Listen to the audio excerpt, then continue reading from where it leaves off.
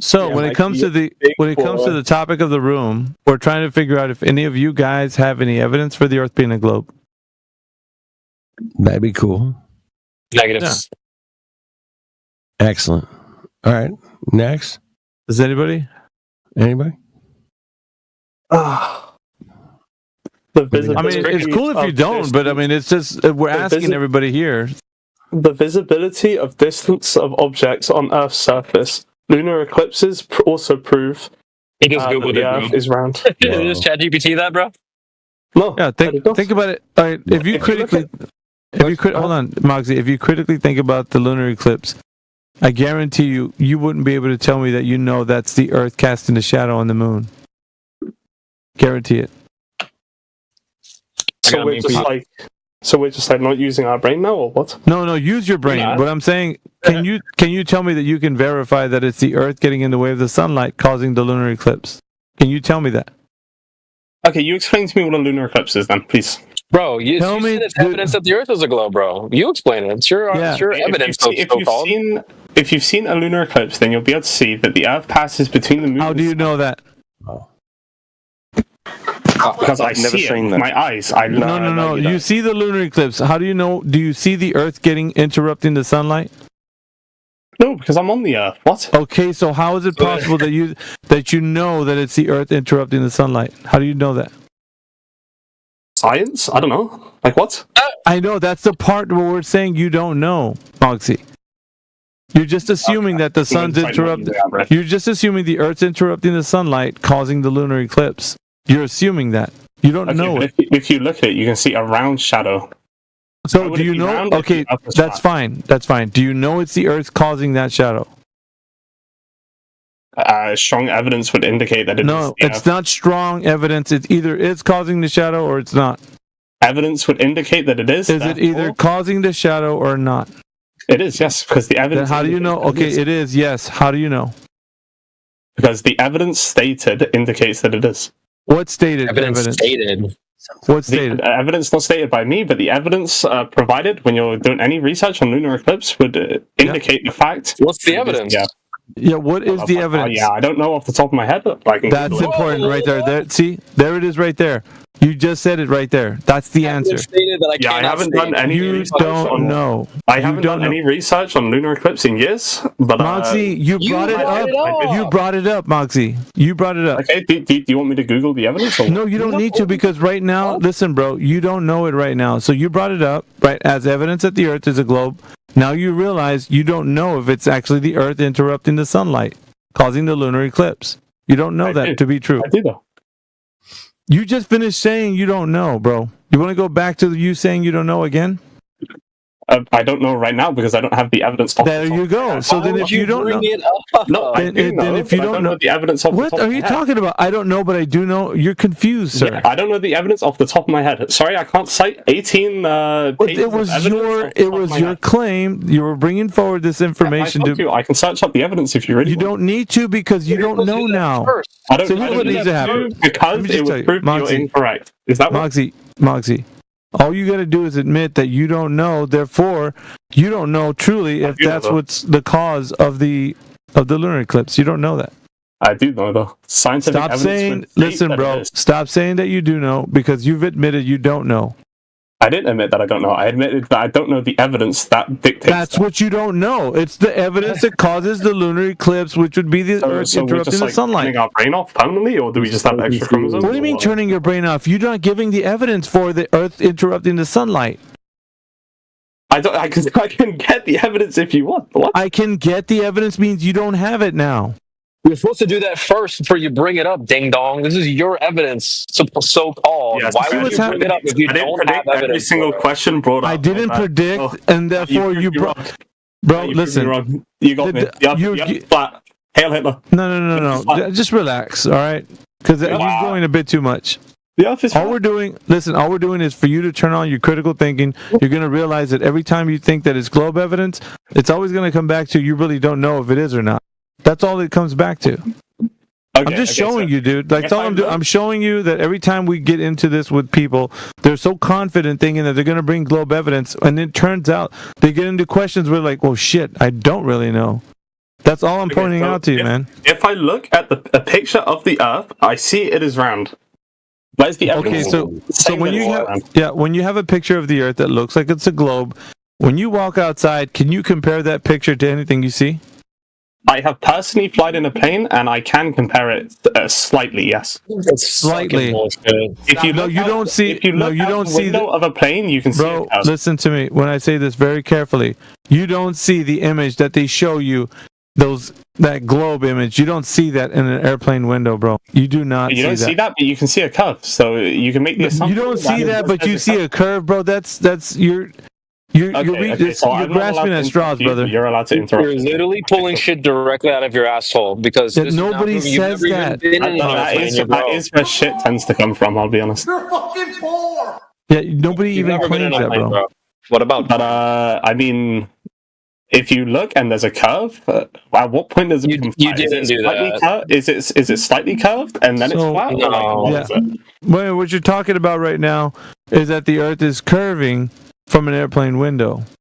Hypothetically, That's a huge- No one if I ever. walked, okay, let me ask you a question. If I walked No, in a why straight would you line, run away? no, listen. Why are you if I running walked- away? I'm asking you a question. If I walked in a straight No, why are line you running from away one from end saying of you the saw Earth to the curvature from an airplane? Listen, You didn't listen, see that. Let's listen, just let rip me that ask- let me band ask off. my No, question. we're not gonna. Let me ask my question.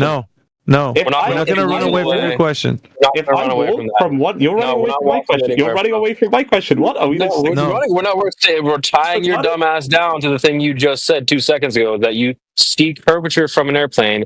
Not even your own quote experts say that shit. You just made that up directly out of your asshole. Yep. Have you even been in an airplane, bro?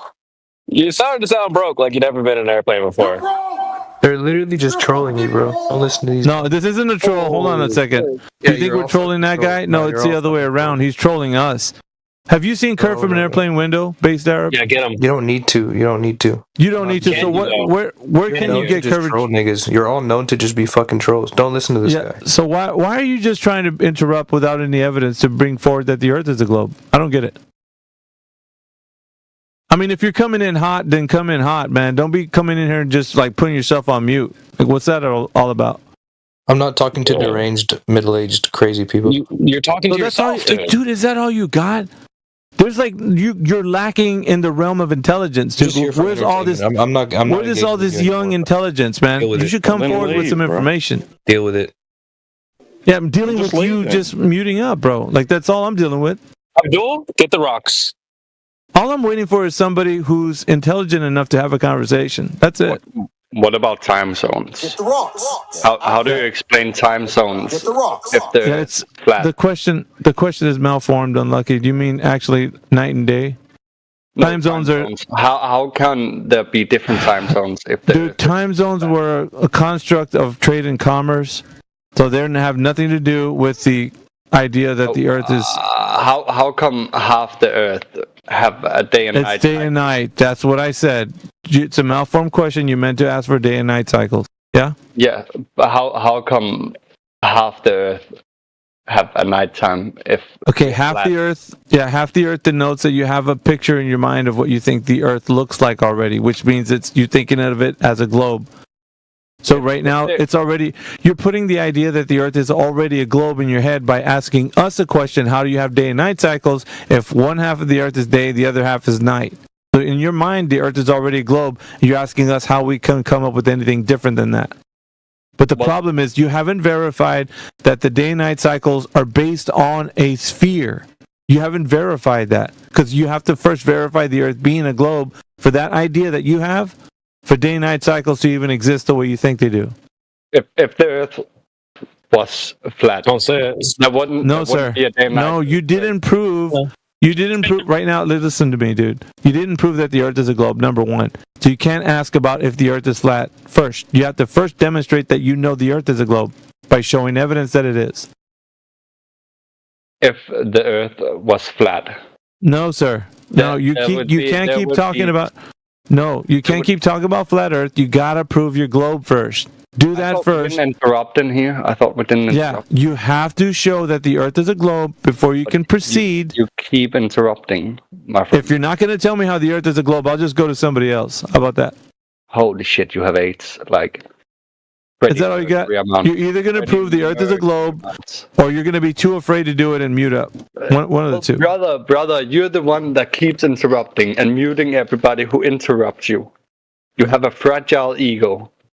Are you going to prove the Earth is a globe, or are you just going to Well, if the Earth was flat, the day and night. I'm going to get more Yappuccino from you, right? So no globe evidence from you. We can move on. Anybody else want to prove that the Earth is a globe? Let's see if you have what it takes. Obviously, in 2025, one of you guys can do it. Alpha Veritas. Yes. Why do you ask them for globe proof? You know they don't got any of that. They don't do anything but talk about proof for the globe. Well, it just seems like I have to give them the benefit of the doubt so that they can realize if they have some or not. It's a path that they need to walk. That's why I do it. I think you've asked this before, but I do this because of that. I can't give them the information. I tell them they have to realize the fact. They have to walk into the argument, realize if there's any evidence, they got to walk the path. It's easy enough for me to just spoon feed them, but I don't want to do that. That's how you wake up minds. You get them to critically think for themselves. You don't spoon feed them. Here comes the choo-choo train. Yeah, that's easy enough. Said in chat, the globe has been proven 18 different times, yet he needs to Google. 18? That's cap, in the chat. It's been proven 18 different ways. Whoa. I'm going to mute Unlucky. That's good enough. Let's do it. We just need globe evidence. So you got that? Bring it forward, please. One or two would be cool. Wow. They don't even have one. I'm not greedy, man. I don't need. Oh, you guys are unmuted. My guy. Wait, just a question. Do you have any flat Earth evidence? Yes, but I'm waiting. We do, but we're going to hear your globe evidence first, and then you'll get the flat Earth evidence for sure. Why can't you give any flat Earth evidence? Because you don't have globe evidence, and so the point right now that we're making is that you guys think the Earth is a globe coming in here. You got a lot of confidence. And I want you to realize that it's going to turn to zero confidence when you realize there is no evidence for the Earth being a globe, and then we can tell you all the flat Earth information you want. When it's day in New York, it's night in Tokyo. Yeah, but you're thinking... Because it's a speed. Is that you, Corvo? Yeah, you're thinking of the Earth as a globe, Unlucky. Once again. Because it's a globe. Then prove it. Prove it. When it's day in New York, it's night in Tokyo. Are you going to keep saying that over and over? Well, that's very much proof, brother. No, it's not. No, it's not proof. It's just your belief. You think the Earth is a ball, and this is how day and night cycles work on a ball. It's not evidence of the ball. Like, bro, you know the flat earthers in this panel that like experience day and night, bro. Like, what are you talking about? The fact that there's day and night doesn't make the ground further. Yeah, show me the Earth. Imagine we said we know it's flat because there's day and night. You'd be like, that's retarded. That's how you sound. Well, yep. Show me the geometric shape of the Earth. If it was flat, it would be day.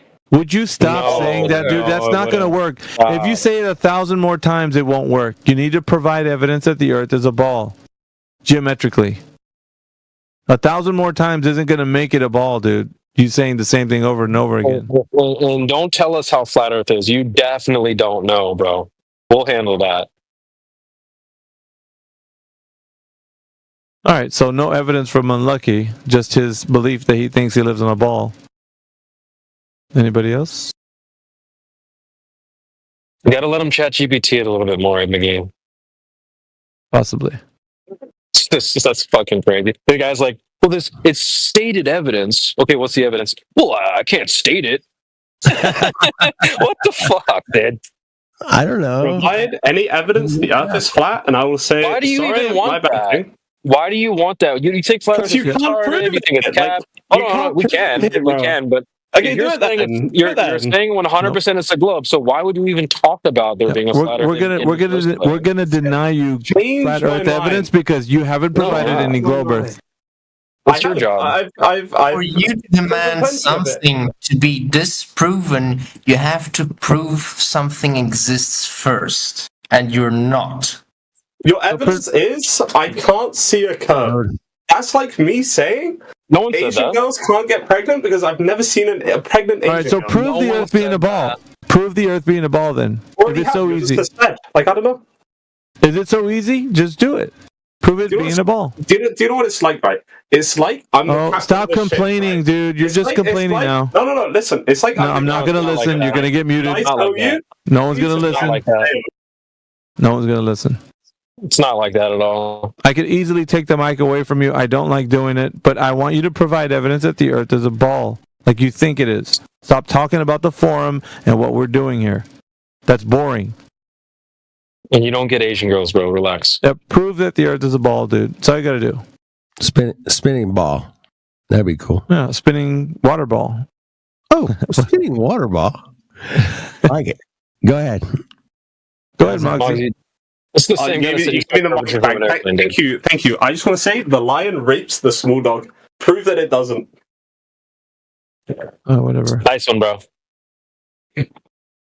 Please prove that it doesn't.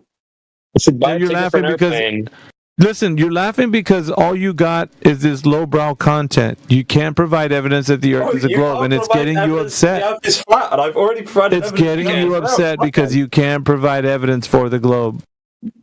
We do this every day, dude. Every single day. A ground Earth. Have you been there? It should be Have you easy, been though. there? Bro, have you been there? It's not my claim. It's yours. When did I claim that I went there? What? No, that you can prove it that way. That's what you said. I can prove it this way. Use your eyes. Like what? It's so hard. Well, then do it. You haven't Okay. done it yet. That means you still believe it's a globe. What? What? Yeah, you I still don't believe it's a globe. I know it's a globe. It's a fact. What evidence do you have? Been asking I for can it. provide any evidence, and then you would say, "Nah, Then do it. the Earth is flat." Do I it. did. I did, and then you went, how do you know it's the Earth? Wait a minute. The lunar eclipse? You don't know it's the Earth getting in the way of the sun's light. Once again. And then you said, and I asked you, prove that it's the Earth getting in the way of the sun's light. You're like, wow, I need to go look it up. I said I can Google the evidence for you if you want. I don't know Yeah. it off the top of my head. Like what? Well, that means you don't know that's it like- now. That's like me saying to you. You say, I know the Earth's a globe, but I don't know it because I need to look it up. Listen, that's Right. like me saying to you, prove that you went black when you were 3 years old. And then you go, oh, I can't. I don't have any pictures of myself. And then we go, oh, you must have been black The then. claim is the Earth is a globe. I know it is. That's what you said. And we're asking, Oh, so how do you know that it is? is. Lunar eclipse, you said. Okay. What about altitude and horizon? No. If When you're you climb using to a lunar higher eclipse, altitude, your life. you're a hot mess, brother. Stick to your lunar eclipse example if that's what you got, but then provide evidence that the Earth is getting in the way of the sun's light. You're not doing that. You're not proving globe, dude. Okay, I've given a second piece of evidence. Do you need more? What's your second one? The length of shadows changes depending on time of day and your latitude. This is due to the angle of the sun rays, which are consistent with a spherical Earth. What do you think? That's just about- begging the question. You're only What about- assuming that you're begging What the about when question. you Stop talking. This is why the mute button exists in this channel. You're assuming that the Earth is a globe. You're not proving that it is. You're just assuming. No, the evidence would dictate that it is a spherical. Evidence would dictate. Really, show me how. Tell me how. Okay, when you climb to a higher altitude, why does your line of sight Tell me how shadows, dude, I can't believe I'm doing this. Like, I gotta be slow with you. What you just claimed with this shadows, show me how that shows that the Earth is a globe. I just said how. You just don't want to listen. Like what? Yeah, how? Due to the angle of the sun rays, which are consistent with a spherical Earth. We're consistent with that they're consistent with a spherical Earth. So in other words, you need a spherical Earth, which means you're begging the question already. You didn't provide evidence that it is one. You're using it within the idea that you're using the shadows. It only works with the spherical Earth. What about You're begging Mikey the question. giving you citations and scientific papers proving as well? What's your evidence against this? You don't Mikey have gave that. Show me. Mikey gave that. Show me. Mikey gave that. What? I wasn't the one who gave it. Mikey gave it. Ask Mikey. So you don't have the evidence then? The evidence is in the chat. What? Where is it? Mikey sent it again. I don't know. Mikey said so? Well, it isn't coming from you, so you don't know if the Earth is a globe. I'll go to Mikey. Mikey sent the articles. What? They're in the Why do chat. you keep saying what like that, dude? Is there something wrong with you saying what? Dude? I'm just like, it's like speaking to a board. I don't know. And the board is flat, unlike the Earth. So it's like chill, you know? You didn't produce any evidence, so maybe I will go to Mikey. I did. Hello? What's your lunar eclipse? That you think it's the Earth getting in the way of the sunlight? No. Lunar eclipse, shadow lengths, altitude and horizons. Fucking use any modern technology. I don't know. Yeah, modern technology. Ship disappearances. I don't know. So shadow lengths. Walk me through the method of shadow lengths. How do you know that the Earth's surface is covering with shadow lengths?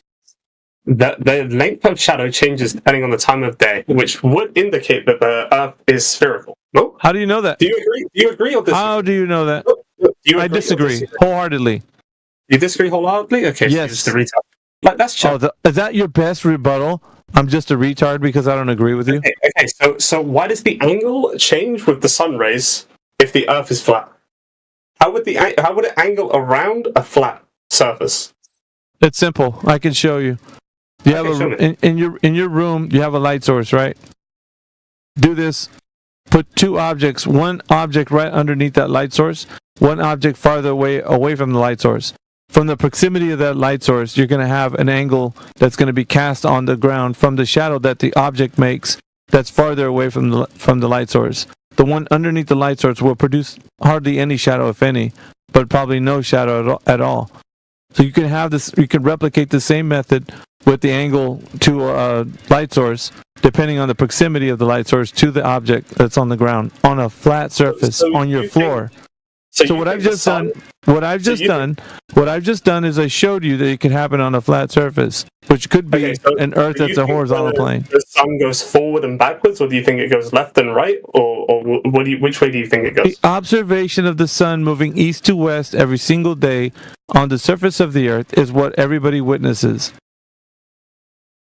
Oh, that's a classic. Okay, cool. So let's just classic. That's not an observation. What do you mean it's a classic? That's what we witness. Hypothetically, let's just say that you are correct in this situation. Okay, it's not a hypothetical, bro. It's just an observation. It is a hypothetical because you're wrong. It's not a hypothetical. We're witnessing this every day. Okay, so do you think gravity is real, or do you think it's fake? Do you think it's make believe? Yeah, gravity is understood to be just the things when objects fall to the ground, but that's just specific gravity. It's relative density, really. Okay, so you believe in gravity? Yes, is that correct? It's not a belief. It's a fact. No. The idea that you think gravity is a cause and effect relationship where as in you see something drop like a pen drops to the ground, that's an effect. The cause, however, is what makes that pen go in the direction that it does. So the cause is something that's not established anywhere, verified by science. So it's not true that the cause has been demonstrated to be something as a fact. These are just ideas that people are working with, best guesses. But however, the effect... Gravity is a well-proven fact, yes. No, it's not, dude. You're wrong there. Show me something that shows that gravity is a proven fact. Gravity's existence is supported by various observations and experiments, including everyday experiences like falling objects and the Cavendish experiment. Which you've got it mixed up. The effect is what we all see and can quantify. The cause of the effect is something we can't quantify. Okay, what about Newton's law?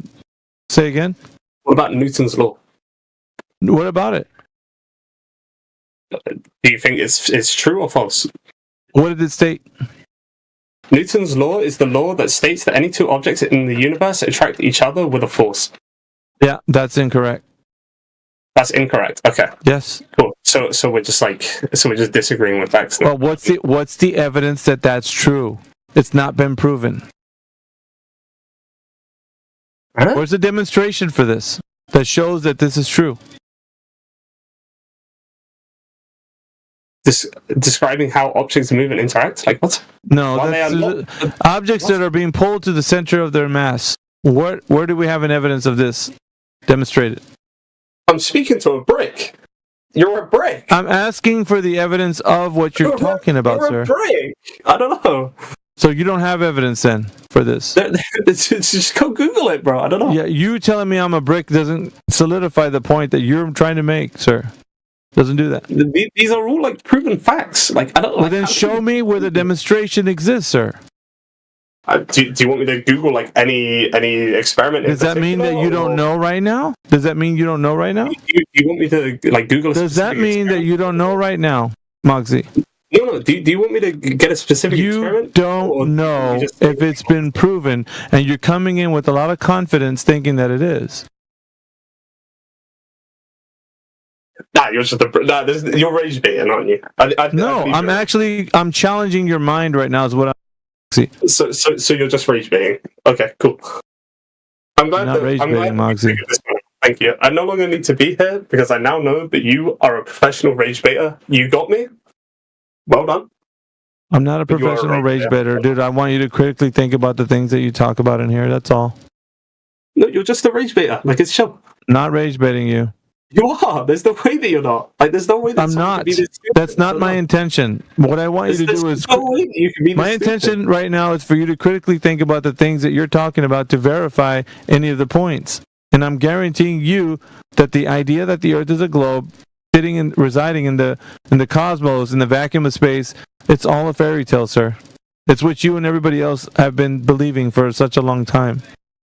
Okay, I'm just showing you there's no evidence of that being the case. Okay. Let's just say, hypothetically, all of this is false. Gravity is a fairy tale. Let's just say this, okay? Hypothetically, just to support your point even more.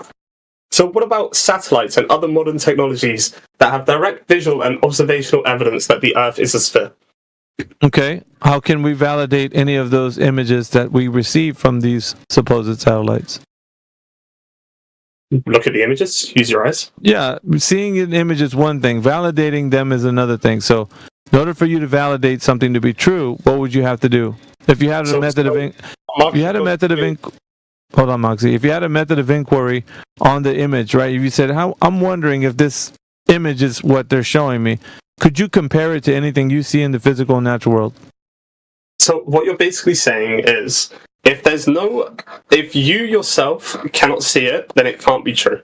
No, I'm asking for a point of validation.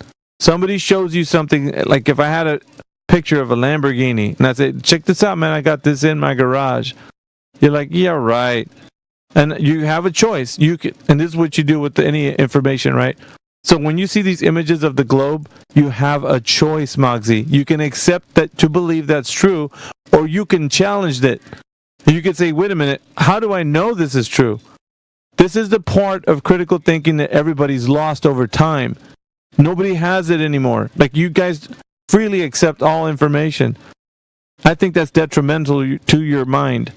Okay, and what would the purpose be of someone lying to you about the Earth being around? What do they gain? Moxie, does it matter? What do they gain? Like, does it matter? Is it just funny? Does it matter?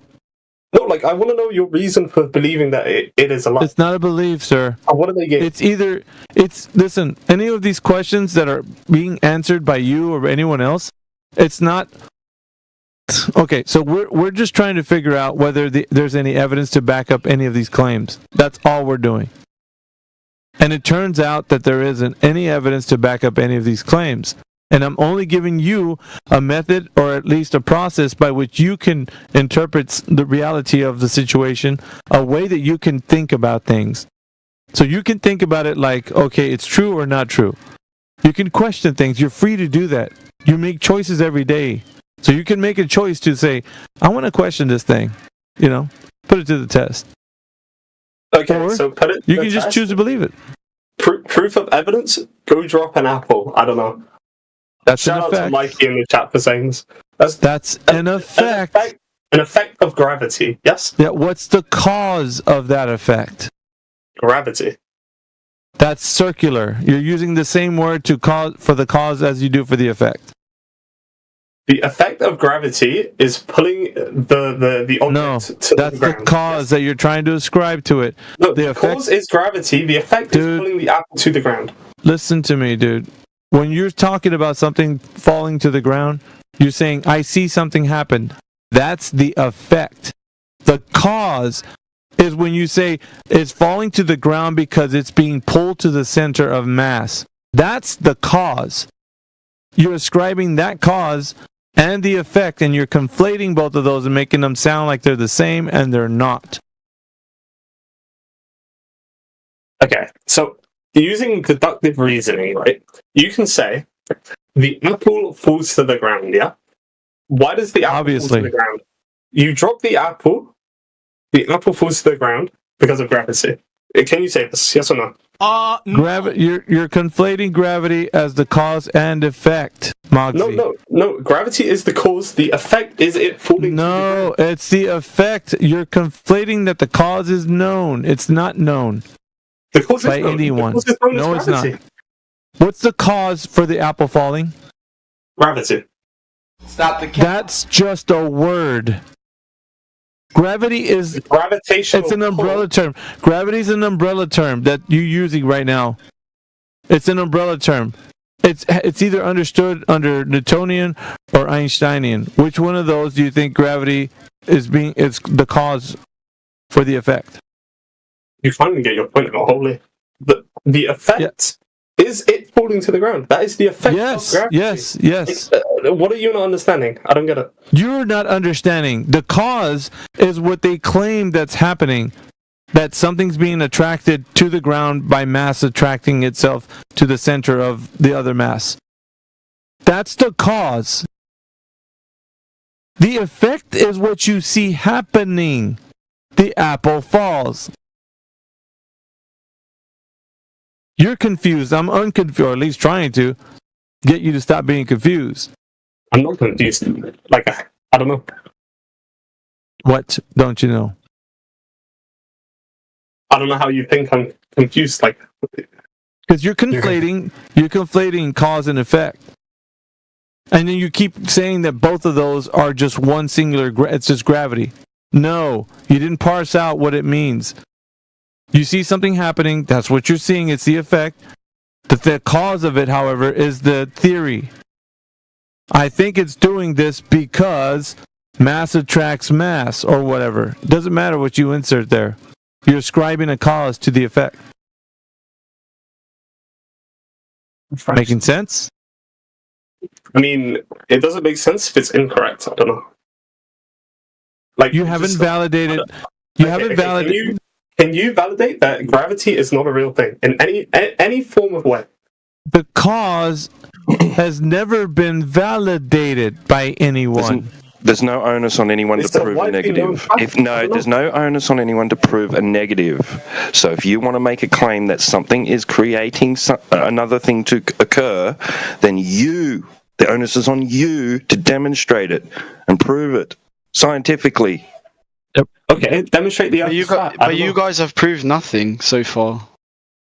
We haven't got to the part where we're talking about flat Earth yet. You haven't demonstrated that. I'm not talking to you, Muggsy. You haven't demonstrated, Mikey, that the Earth is a globe. So right now what's in contention is all of you guys who are in here right now trying to provide evidence that the Earth is a globe. You're letting Muggsy take all the heat. Maybe you need to step up, Mikey, and take some of the heat off of him, and you take the reins of answering questions. It's difficult, though, because I'm having conversations inside chat, so it's hard to focus on the conversations. Well, then stop having conversations there and have one in here. Yeah, pick one or the other. What I'm hearing is... Right, okay, but I respond slowly because I need to... You just interrupted Muggsy. Okay. Yeah, Mikey, not cool. Who do you think you are? Well, I didn't hear what he was going to say. Go ahead. What do you call it? So we have to prove that the Earth is not flat for you to prove that the Earth is flat. No, you have to prove that the Earth is a globe, and we'll talk to you about flat Earth for sure. Or just prove that you're correct, and then the conversation's over in itself. No, because see, that's easy. That's easy. Anybody can do that. But then you're going to sidestep the fact that you just admitted on YouTube live stream, where we can replay this over and over again, that you don't know how the Earth. Nobody can provide evidence that the Earth is flat because it is not. Don't worry about flat Earth right now. You're still worrying about this. So stand on that shit. Don't worry about that. Yo, guys, the Earth is flat. I don't know. Now, you can keep trying to mock it all day long, Moxie, but at the end of the day, you're not proving globe, man. If you think it's a globe, stand Globe's on it, been bro. proven like 10,000 times. So do you concede that you can't prove that the Earth is a globe? You haven't done it once in this call, but proved it in 6 different ways, but don't worry. Alpha Veritas does not agree, so it is not true. No, it's not a matter of agreeance. It's a matter of it is or it isn't. So you say that gravity is not real. So, like, I don't know. There's no reasoning with you. Like, I don't. You don't even know what gravity is, dude. You haven't demonstrated it is real. I may as well look at my wall right now and just speak to that instead. You have not demonstrated that what you are talking about is true. I have in 10 different ways. How? You couldn't even tell your wall what gravity is. You don't know what that is. You were conflating it being the cause and the effect, dude. I'm speaking to a brick. I don't know. GG's, man. Get Mikey up here or something. I don't know how I'm speaking to a brick. It's chill. He definitely needs to help you out, bro. Because you're Wakey? Is he a debate king? Speaking to a brick. It's chill.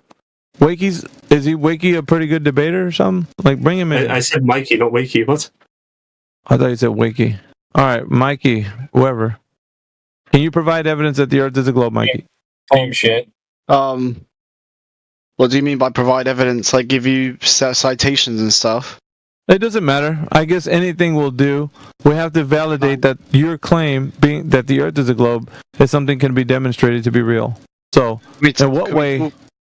Can we talk about it contextually or in theory? Because it's a bit boring, like just scouring the internet for citations and stuff like that. Well, no. I mean, all right. So arguments rather than citations. Yeah, I know. But what I'm saying is, the Earth being a globe, the thing that you're standing on, has never been demonstrated to be an exact globe like you think it is, Mikey. I don't care how you form the argument. The only thing I care about is that you can prove it to everybody listening right now. Yeah, but I think that's kind of boring because you're just asking for proof. Okay, so you're not going to be able to do it. Wait, let me is that speak. what you're saying? Wait, let me speak. Either you can do it or not. Wait, hold on, let me speak. I'm just more interested in. No, you're not going to speak. Okay, we're going to take away your speak. Okay. You either can or cannot do it. That's all I care about.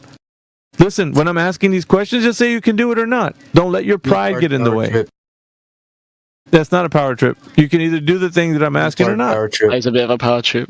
So we're going to let Mikey speak or not? Like, I don't know. Yeah, if he's going to give us the evidence that the Earth is a globe, of course. Floor is his. He said he's not interested, boys. Why are you trying to hold his wiener? But it he has a pretty big wiener. I don't know. Wait, so is all the burden of proof on me, or are you going to give any claims or evidence? Yes, right now it is. Right now it is. Yes. Why is it right now? Because nobody's given us the evidence that the Earth is a globe. Hello. Have you given anyone the evidence that the Earth is flat? You've already asked that like 1,000 times. I told you I'm gonna let you know as soon as we hear some globe evidence, Mikey. But why I'm gonna keep saying that over and over again. Because number one, this is our forum. Number two, I'm sure you can't do it. So can I mean, I've tried to engage with people in side chat, but whenever I engage, they either just ask for proof of my definitions. That's great, Mikey. Of my arguments. That's great. Can you do it in this chat? They don't actually engage in the arguments. So can you do it talking to me? Side chat for a moment. Yeah, so I can speak to you about some what's going on here. I can speak to you about some arguments about like why the globe is why the Earth is a globe and stuff like that, and we can talk about the arguments, and you can tell me why the arguments are wrong and stuff like that. But I'm not really interested in sitting here like bringing up a billion citations and stuff like that for every claim. Like, can you put anything forward? I talk about. Can you put anything forward? I can make a claim, but I don't want to go ahead and like start like citation searching for half an hour. So you can't substantiate your claim, is what you're saying? Not that I can't. It's boring to after. Then do it. If you can, just do it. Indulge me this once.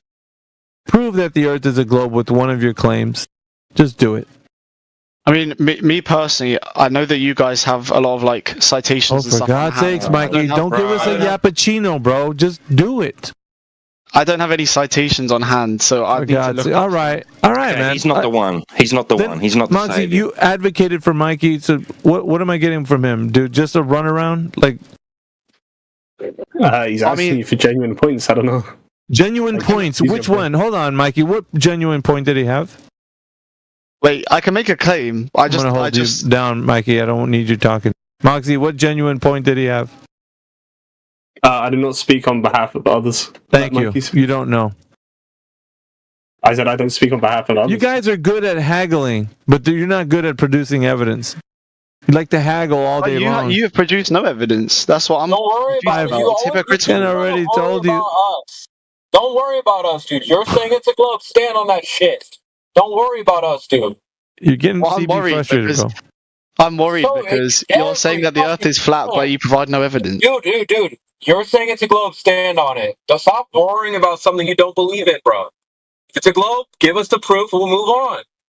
You keep wanting to talk about us and flat earthers and flat Earth. You think flat Earth is cat? Stand on the globe. Or concede. Do you think that gravity is real? Or concede. Do you think that gravity is real? Concede. You don't know what gravity is, dude. I'm just asking you. Do you think that gravity is real? You don't know what gravity is for it to be real. I'm just asking you if you think gravity is real. I've been listening. You don't know what gravity is. I'm just asking if you think gravity is real. Hang on, dude.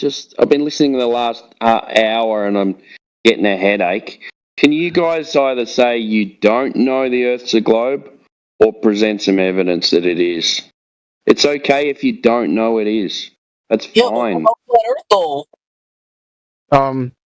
Do you believe that gravity is real? Can you just? The only thing is, well, Timbo. The problem is, if you don't think that gravity is real, and I cite scientific sources that talk about gravity, you're going to make the claim that gravity isn't real. So I just want to understand whether you think that gravity is real. Bro, what has it even got to do with anything? Well, do you think that gravity is real or not? No, don't ask. That's not saying like.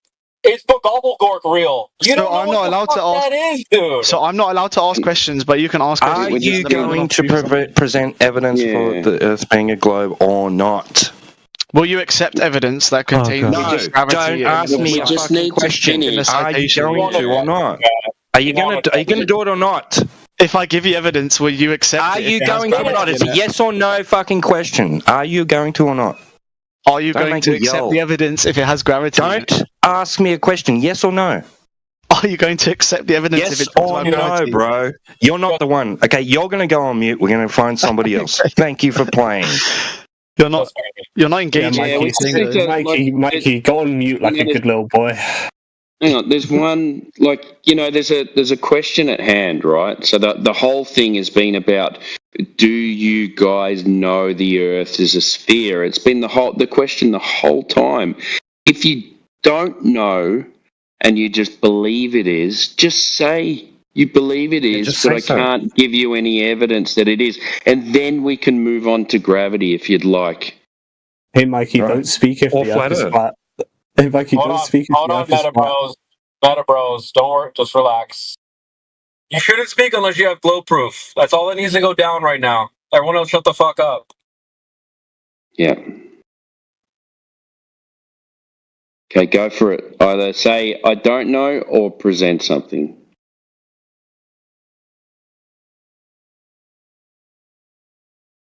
Crickets. Hello. Wait, why are you laughing? I just got unmuted. Is that okay? Okay, so can you either say I don't know, or I just believe, or here's the evidence for it. Go ahead. So I'm not allowed to ask any questions. No, we're just gonna. So we're gonna finish this, and then we'll move on to something. All right. If you just do this, then you can ask whatever question you want. So you either know, which would make you incumbent on presenting some evidence. You don't know, or you just believe. One of those three, man. Just say it. Wait, I'm confused. I'm confused on what you're asking. Yeah, so I need to have proof on hand. So unless I have scientific citations on hand, I can't. Okay. Yeah, then you can just say, I believe it is, but I don't have anything for you to give. Would that be okay in saying that? You keep saying citations. You don't even know what that means, brother. Well, I don't know what a citation is. No, you don't. Don't get sidetracked, man. You either No, it's okay. Like Okay, he's a fresh and fit podcast watcher. I understand. All right, you're not You're not expected to know everything, right? So if you don't know, of course, then you just say you don't know. It's fine, man. Like you're not expected to know. I'd rather argue with someone conceptually than like be just searching the internet for scientific papers. I'd rather talk about the arguments because it's more interesting. Okay, so just say you don't know that the Earth is a globe, then. No, I do. You do. Okay, present your evidence. Oh, yeah. I would rather present an argument. Okay, present an argument. We're waiting. Why don't we just debate with him? Earlier, I think the person out at QE, that guy that was in here previously, he said that the Earth was a container, or that the Earth required a physical container to have pressure. Yep. And my claim is that this pressure, or is caused Holy by the shit, atmosphere. this is to do with the existence of the vacuum of outer space, not the Earth being of course. a globe. Okay. Wait, so do you specifically asked for evidence of the Earth being a globe? Okay. Let Let me say this. Okay, let me say this. This has got nothing to do with that. I think that space is a vacuum. Do you agree? No, we're not going to indulge. We're not going to indulge in that. There's no Why evidence. wouldn't you indulge in that? You understand the words that are coming from the Latinos, man? Your question is not. It does not rely on us answering these silly questions. So just ask the question. If you want to ask the question, just ask it. I did. You don't need to ask us a question before you ask a question. Wait, no, that doesn't make sense. You said if you have a question, just ask it. I just asked a question. It was, do you believe? Okay, so that's it. That's your question. Yeah, my question is, do you believe that the space is a vacuum? Okay, no. No, I do not accept without evidence that that space is a vacuum. Yeah. See how easy it is? So you don't believe that space is a vacuum? Correct. I do not accept without evidence that space is a vacuum. That's right. You need a container for a vacuum anyway. You're exposed. You need a container for a vacuum. Ask Bradway. I'm sure QE went through it with you. Yeah, in order to have gas pressure, you need a container. It seems like you did. No other. Sure. Okay, I can accept that. I can accept. It seems like. Hold on. Okay. Yeah. It seems like you did put your track shoes on and ran away from the argument that you're trying to provide evidence for the Earth being a globe. You do know that, right? That's recorded. Yeah, he's not going to concede. He needs to concede to move on. It's just at the moment it's a pride ego thing that I can't say I don't know because I'm going to look stupid. You know how many times we say we don't know? Like you're not going to look stupid and not going to. But he's conceding to a flat earther. That's what's hurting his pride. He's conceding to a flat earther. Yeah.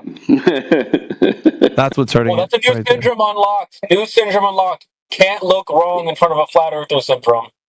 Yeah, well, you can just change his mindset and just say, okay, well, I'm conceding that I actually don't know to everyone, instead of just saying it's conceding to a flat earther. Like that's what it's going to hurt his ego.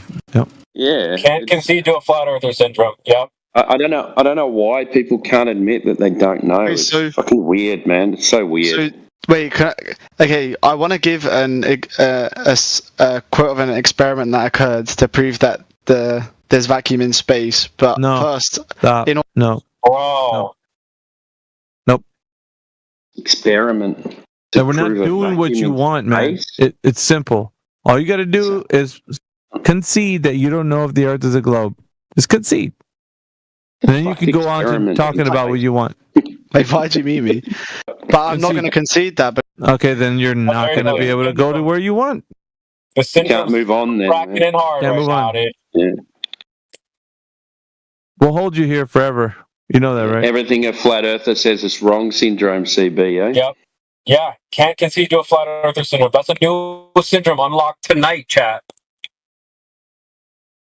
He won't do it, man. He just can't bring himself to do it. Yeah, no. Even though everyone can see that he doesn't know. Everyone can see apart from him that he doesn't know. And he just won't say those words. I don't know, man. I think Let's he talk does about know. it. Well, he You think doesn't. he does though? Yeah, he does know. I know he knows. I know. Yeah, I know he knows. So we got mind reading. You know he knows. Okay. You're Yeah, scared what of do you debating know? him. I know that he knows. Have a debate with him. Okay, what do you know that Have he a debate knows? with him. I know that he knows because you mute him to deny him from speaking. You're conceding by muting him. That's by the so way. Like, I don't stupid. know. Have a You guys debate. are so By dumb. muting him. Unlucky. Do a debate. Do a I debate. know It's not that that he hard. knows because he's muted. Like debate him. Like debate his points. I don't know. Where is it? Do a debate. Well, the question at Like, can't hand be that is, hard. right? So the question at hand is, can you, this is the debate, can you present evidence of a globe? That's the premise, right? You know So and then he doesn't answer the question, so it doesn't turn into a debate because we can't debate information that he hasn't got. He just needs to say, I don't know, I can't prove it. Y'all are bricks. That all you got? Y'all are bricks. Is that it? Bro.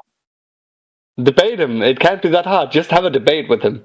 Yeah. About Why are what? you hiding? About what? Do you Hear him out and debate with him. It can't be that hard. Yes, we You're an idiot, asked bro. him. We asked him that for evidence of his claim that Earth is a globe. We've been asking for an hour. Yeah, it's not a debate. Hear him out. He won't answer. He won't answer. He's not answering. Have a debate with him. It can't be that hard. He's not answering, unlucky dumbass. Then you do it. If it's so easy, you got it, champ. No, I'm a fucking brick as well, like you guys. Then shut the fuck up. Why are you white knighting for some other dude? Tim? Because he's my pookie. He's your what? He's my pookie. You fucking. Oh, Jesus, dude. Oh my god, now we're homophobic. That's wild. Fox. Both stupid and homophobic. Unlucky. That's all you got, bro? Because Earth is so not a globe. You have nothing for us, debate bro. him. It can't be that hard. Just do it. You got it that it's so easy. Okay, look, I'm going to do it again, all right?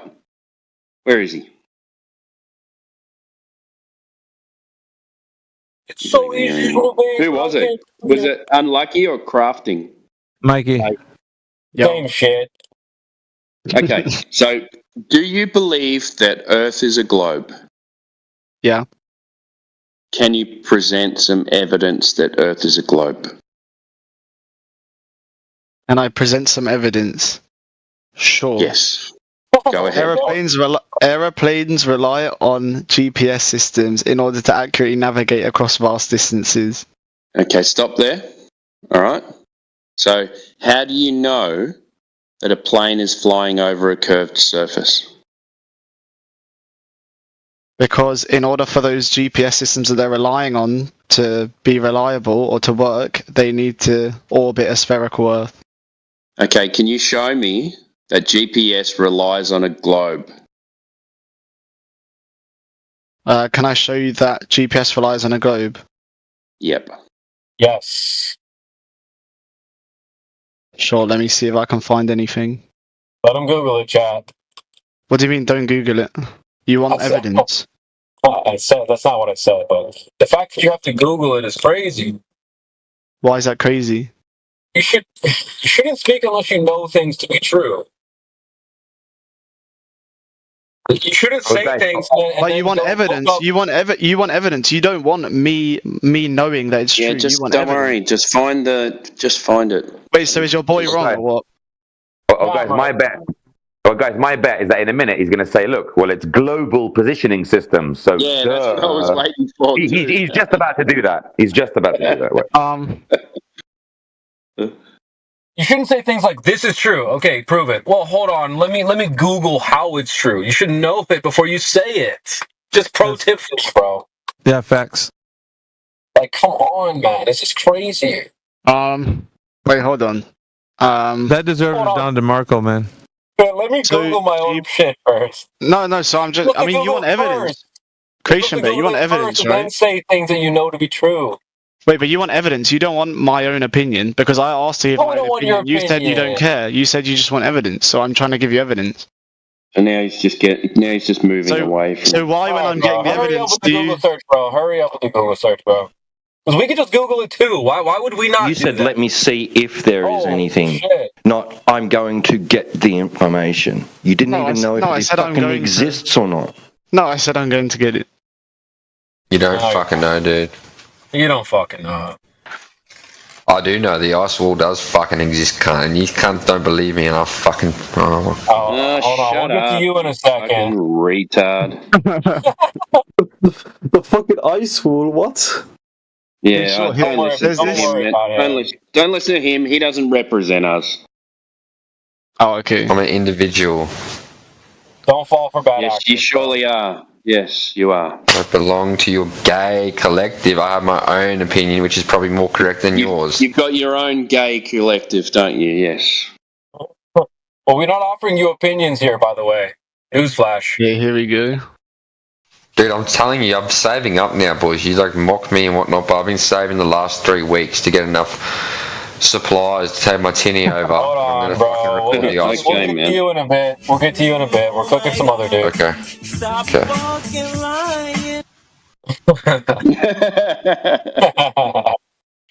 Nice one. That's just so low IQ. X is true. Okay, how? Well, let me go see how. Give me a second.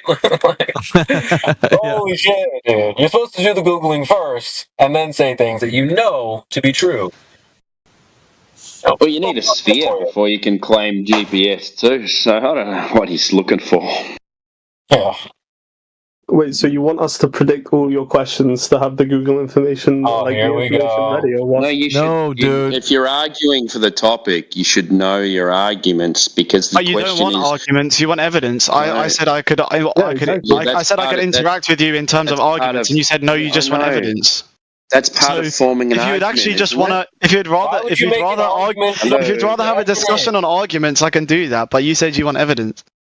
Okay, so is providing evidence part of an argument? It validates or invalidates an argument. It supports an argument. It doesn't make an argument. No shit. It's part of an argument. It isn't the argument. Is it part of an argument? It supports an argument. It's not the argument. Okay, so what are you arguing about then? Satellites right now, GPS right now. Like a woman, you're arguing to argue, bro. What's the point of that? The whole point is, like, I can't believe he didn't get it from what. Just let me finish. I can't believe he didn't get it from what Miggy spoke to you about for an hour. His whole point was that you guys are arguing for something that you don't have any information on, and you're still arguing for something you don't have any information on, and you're saying, give us proof of the flat earth, when you don't have an argument or any information about your own claims that you're arguing about. Of course, I can. Bewildering, man. Yeah, I can make an argument. GPS relies on a constellation of satellites that orbit the Earth at an altitude of 200 or 20,000 kilometers, roughly. And they follow precise orbital paths that only work mathematically if they're spherical. That's Phil Bellum. That's Phil Bellum right there. The orbits are carefully calculated. Thanks, that's Phil Bellum. Yep. Did you get a DM, bro, or like? Yeah, that's Phil Bellum right there. Wait, why did you mute me in the middle of my argument? I thought you wanted to hear my argument. Yeah, you didn't know that information to say that specific information the way you did. This guy just asked me for an argument, so I'm presenting an argument. Yeah, no, but it didn't come from you. But does an argument have to come from my brain for it to be true or wrong? All right. Can I not present an argument? Like, aren't all you guys doing is researching previously and then presenting an argument? Why am I not allowed to research currently? Okay. I'm going to ask you a question about it. Wait, no. I want to finish my argument. I got cut off. I got muted, so I'd rather finish my argument first. Okay, satellites. You're just saying satellites, right? I'm not interested in answering your question before I finish my argument. Okay, go ahead, man.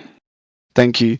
The satellites follow precise orbital paths that only work mathematically if the Earth is spherical. And they use the laws of physics to assume that the Earth is round.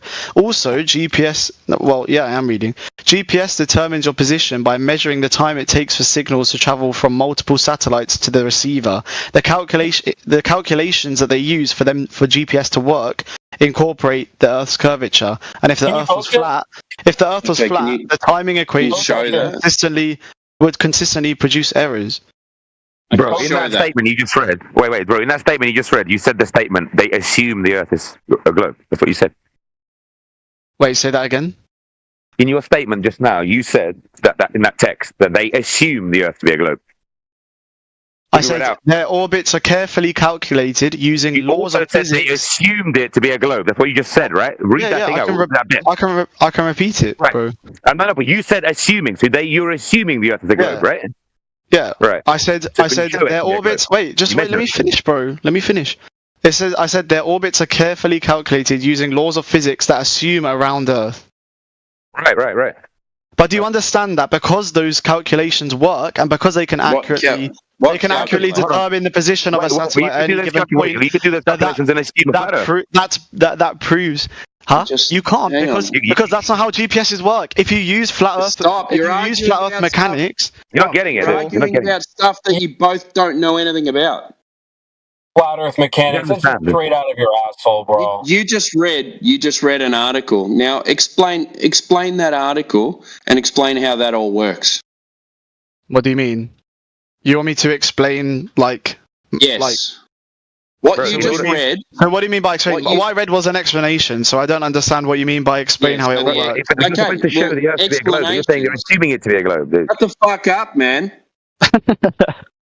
Explanations aren't demonstrations. So I can write an explanation about anything saying I'm using a globe in my maths. Yeah. Right? So how do you prove, or can you show me the math and we can work it out together? No, I can't. I'm not going to sit here and show you the math of GPS like calculating locations, and just because I don't do that doesn't mean that it doesn't exist. It's well researched, and you can probably look it up yourself. Not well researched. But I'm not too bothered about looking it up. Okay, you just read a note that someone sent you, probably Phil Bellum, Professor Phil. Phil Bellum did not send me yet. That's cap. Okay, so he whatever you did, you looked up an article and it was an explanation of something. Yeah. It doesn't prove that that's what's going on. Well, GPSs and satellites rely. Okay. I let you finish your argument. They rely on assumptions, don't they? Just because something says something, it doesn't mean it is. Would you agree with that? Sure. So how are you going to prove that satellites are where they are and GPS works the way you say it does? Because the people that create GPSs and satellites, do you deny that satellites exist? Oh, here we go. I'm not denying that we have things in the sky that communicate. So they're in the sky, not space. What the fuck is space, man? Okay. By the way, this guy is also laughing in the background. He's obviously Do you think that satellites are in the sky? I'm just asking genuinely. So do you believe see what you are already? Bro, we can see what you are. You're a liar, dude. Stop. Grizzly, just chill out, man. We have things in the sky. We've been sending things up in the sky since the 50s. Yeah. It's the gold standard. NASA's been using it as the gold standard. Balloons with satellites on them. They orbit the Earth. You can change the direction of them by changing the altitude of the balloons. They stay up there for years. They've been doing this for years, since the 50s, and they're still doing it. So there are things in the sky that communicate that you can call whatever you want. Now, we know they're there. You can't prove to me that there are satellites floating around in outer space, falling around the orbit of the Earth. You can't prove that. Okay, sure. We can prove that there's balloons in the sky with satellites attached to them. Yeah. We can do that. There's drones. Okay, no, I completely agree. Yeah? So do you believe that aeroplanes then navigate based on these balloons that have satellites attached to them and drones? Aeroplanes navigate how? So I'm saying, I made the claim that aeroplanes navigate using GPS from satellites. No, they don't. You're saying, they navigate. Wait, hold on. They navigate from beacons. They navigate from beacons. Can you provide any evidence? Can you provide any evidence? They navigate from beacons sent out from signals. That's how they travel over water. They follow the shipping lanes. From where? From shipping lanes. So, could you provide evidence for that, or any citations for that? Yeah, I'll get it for you. Thank you. I see how easy that was. Yo, have you guys ever been to the Great Ice School or what? Shut up, dude. We're cooking somebody else. We'll get to you in a second. Dude, have you been to the Great Ice School or not? Like, own up. Control yourself or control your dumb ass. So Sorry, I can't control myself on this round planet. So you skipped a few steps. So the dude skipped a few steps by invoking satellites, right? Because satellites, in the way that he's saying that they operate, requires knowledge of the Earth's sphericity to begin with, right? So we're actually looking not for the derivative, but for the core of the argument. So you'd need to demonstrate how they already knew the Earth was a sphere. Because if that part isn't true, then anything that they claim to do based on that information can't be true either. You're not going to be working backwards with this, buddy. We're going to be going right back to the beginning. Who fucking proved to the Earth? When was it? When was the pivotal moment in history when everybody was unsure? Well, we could be on a globe, but we're not sure. And then that pivotal moment came in history and someone did something and we all went, shit, it's no longer a belief. We now know with absolute certainty the Earth is a globe. It wouldn't have been with GPS satellites, bro.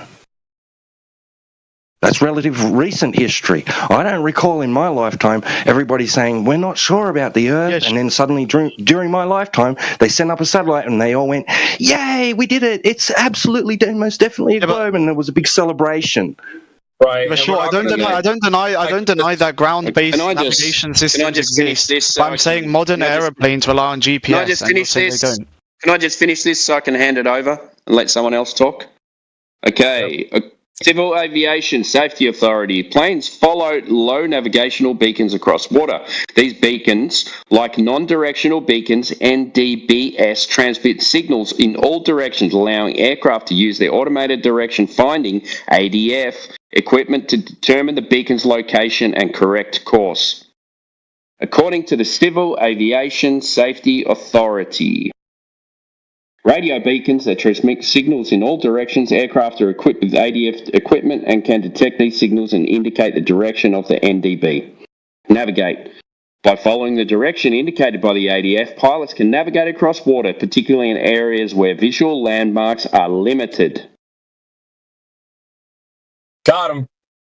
Wait, no, that's not a got him. So sure, that system does exist. So does VOR or VHR, omnidirectional range and stuff like that. There are, of course, land-based navigation systems, but it's not land. This is across water. Wait, hold on. Yeah. But in modern aviation heavily relies on GPS and satellite-based navigation systems. How do you know? Ground-based systems. Why I asked you how you know, because how do you know that this what they call GPS is not done from ground signals?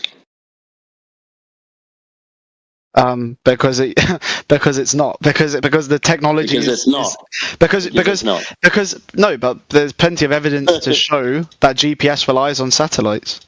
Okay, well there's evidence, right? So we can test these evidences on the Earth. How are you going to show me and show me a test of a satellite?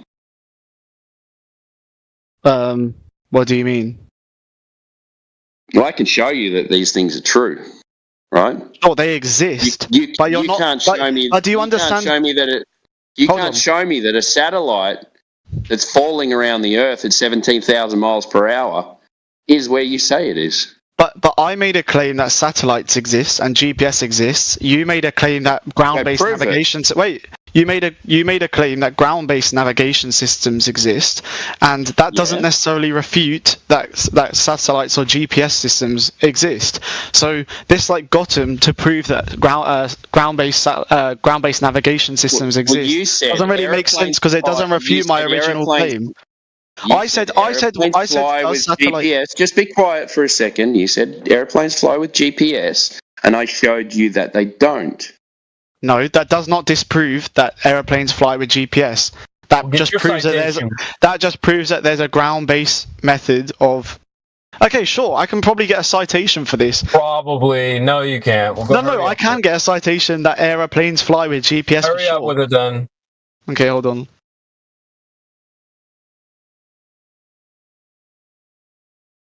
Oh, guys, we have the answer. The Great Wall's in the chat, so like it's chill. Bro. There's no wall, man. I don't know what you're talking about. Bro. There's something that wall. Yeah. This is an Attack on Titan, bro. Chill out. But, guys, I was just looking. Guys, I was just looking through the classifieds of my local. Anyway. Yeah. Sorry, guys. Guys, I was just looking through the classifieds of my local newspaper, and I found an advert for a Ghostbuster. So there's a man offering his services as a Ghostbuster. So now I know ghosts exist. So that proves that ghosts exist because there's a Ghostbuster out there offering his services. Look. Wait, so does that mean GPS doesn't exist just because ground-based navigation systems do? No one said GPS doesn't exist. No one said that. Do you know how GPS works? You're supposed to be Googling right now. This is your claim as GPS. Your claim is GPS, right? So we started talking about other means of communication. You asked me if I believe in Just hang on. You asked me if I believe in satellites. I said there are things in the air that we can call satellites, but they're not in space falling around the planet at 17,000 miles per hour. I said there are other means of communications which we've been using forever. And that was how we got into this argument about GPS. If GPS can be done from the sky, then it can be done from these balloons with satellites on the bottom of them. Would you agree with that? No, that's not how GPS works. Okay. How does it work? Go ahead. Well, I have a citation on the Federal Aviation Administration, which is a government-backed website, US government-backed website. But the whole thing is that you can't prove that these things are in space. The Global Positioning System, GPS, is a space-based radio navigation system consisting of a constellation of satellites broadcasting navigation signals and network of ground stations and satellite control stations used for monitoring and control. Talking about 31 GPS satellites orbiting the Earth. Here's the citation, and you can't. And that's great. Can you prove that the satellites? Okay, sure. Could you prove? Say that again. Can you prove that the satellites that you're talking about are in space? It's on the citation. What's the citation? Post the citation. It just because it says space, because they say it's in space. Can you prove that it's in space? Can you prove that GPS is from these balloons and not from satellites? What? Can you prove that GPS is from these balloons with satellites on and not from space? I'm not claiming GPS. It's not my claim. No, you said that GPS could be. We have communications in the sky that are not in space. Yeah, they can be. So why does your citation talking about land-based navigation systems have any more backing or proof? Because we can prove it. How can you prove it? You can go to them. You can follow the beacons. Sure, and you can go to it, and you can go to a satellite that isn't launched, and you can look at the mathematical calculations of how it tracks. You can. How do you think satellites get into space? Do you think they spawn there? Okay, so now because you see a satellite on the ground, now you know it's going to the vacuum of outer space. That's right. Is that your argument? So, do you believe that satellites aren't launched into space? They can't be because there is no vacuum of space. Yeah. Can you prove that they're not? Yes. No. So when you can make an observation, you can make an observation of a rocket being launched. I can prove that the place that you claim they're going to can't exist. How can you prove that? Because you can't have gas pressure without a container. Are you saying that Earth doesn't have a container? Earth's got a container. That's why you can't send it to where you think you're sending it. So do you not think that a place with no gravity? Why can't no one's ever experienced? Why not? How are you going to get it through the container? With force. What force? Because the container isn't a hard physical barrier. It's a. How do you know that? Gravity doesn't do that shit, bro. Gravity does do that. Of course. Okay, can you show a demonstration of gravity affecting gas? I don't even know why we're asking. He can't show it. Yeah, we're going around in circles now, aren't we? Can you show it? You can't show it. Can you show a demonstration of? Yeah. Guys, why are we arguing? The Great Ice Wall is in chat. There's no point. Magdi, bro, shut the fuck up. You're saying gravity. First of all, you don't know what gravity is. So wait, hold on. Someone just asked. Crazy. Wait, hold on. Someone just asked, is there a way that I can show that gravity affects gases? Right? You said that there was no way that I could demonstrate. You can't do it. We don't even need to ask you. It can't be done. It can't be done. Okay, so there's something called the CO2 waterfall demonstration, where you fill a container with carbon dioxide, pour container. Pour the invisible CO2 over a candle flame. The candle will extinguish the CO2 because it's heavier than air. Did you say a container? No. Hold on a second. And what happens to it? Hold on, it's an open container. But it's a container. That's fine. That's fine. What happens to it if you leave it there? Does the CO2 stay at the bottom, or does it disperse into the environment? It disperses. It disperses. But do you understand? Do you understand that it doesn't go up? Like gravity. Do you understand it doesn't go up? Like for example, when you pour it, but you can do it. By the way, you can do this experiment at home. Hold on. So if you hold on, buddy. Imagine saying you don't need a container. So you take this container. Wait, hold on. But do you understand it's an open container? So it doesn't. You're talking about a closed container. Any container at all, Mike. You're talking about a closed container environment that holds atmospheric. You don't need a container. You're saying gravity. If you have carbon dioxide and you pour it, you're not listening. The whole point is right. The whole point is you're trying to prove that gravity's attracting gas. Now you're putting a heavier gas into a container, and then it sits at the bottom of the container, and then after a while it disperses into the atmosphere, and the gravity does not hold the gas into the container. Otherwise, at the bottom, at ground level, we would have the heaviest gas all the time, and we would not be breathing oxygen. Hey Timbo, which direction did it go up out of this open container? Up. Gotcha, bitch. Brother, you don't even listen to the words coming out of your mouth, Mikey. You don't need a container. Well, so you take this container. CB, I get it. It's not so much the container; it's that it's open, right? And then that it all fucked off outside of the container upwards. The thing is, I think what you're talking about is. Wait, hold on. Let me explain. I think what you're talking about is like CO2 particles escaping and you're saying that gravity can't be affecting it because it doesn't stay in the container. But that's something that container. Happens with something over time. Just show the risk. Called gas diffusion. It's this simple. No, bro, it's this simple. Just show the restriction of space within which an amount of gas can occupy, causing gas pressure without a container. Without a container. You take a container. Then you take another container with gas in it and pour it out. That's two containers. Nice one, dude. Okay, what about when you release smoke or fog in a still room and watch how it stratifies? So like the heavier components sink while the lighter ones rise. You don't need a container for that. What about if you are in a room and you fart? What happens? Everybody will smell your stinky fart. Wait a minute. The room's the container. Nice one, dude. That was a nice try, though. Wait, the room is a container? I mean, is it not? Are the windows open? But you can do that. You can do that outside. Of course, you can do it outside. Okay. Well, you can't use the air that's in contention. Like you're trying to say that the air that we breathe is uncontained with a physical container, and that gravity contains it. You can't do you understand? That same air that you're trying to prove. Do you understand that gravity can cause a container? It doesn't have to be a physical container or a physical barrier. You cannot demonstrate that. But yet you can't demonstrate that. We can observe. You can't demonstrate that. You can't observe your claim. No, you can't. You can observe it. It's a claim. You're observing something. You're observing gas pressure and then claiming there's no physical container.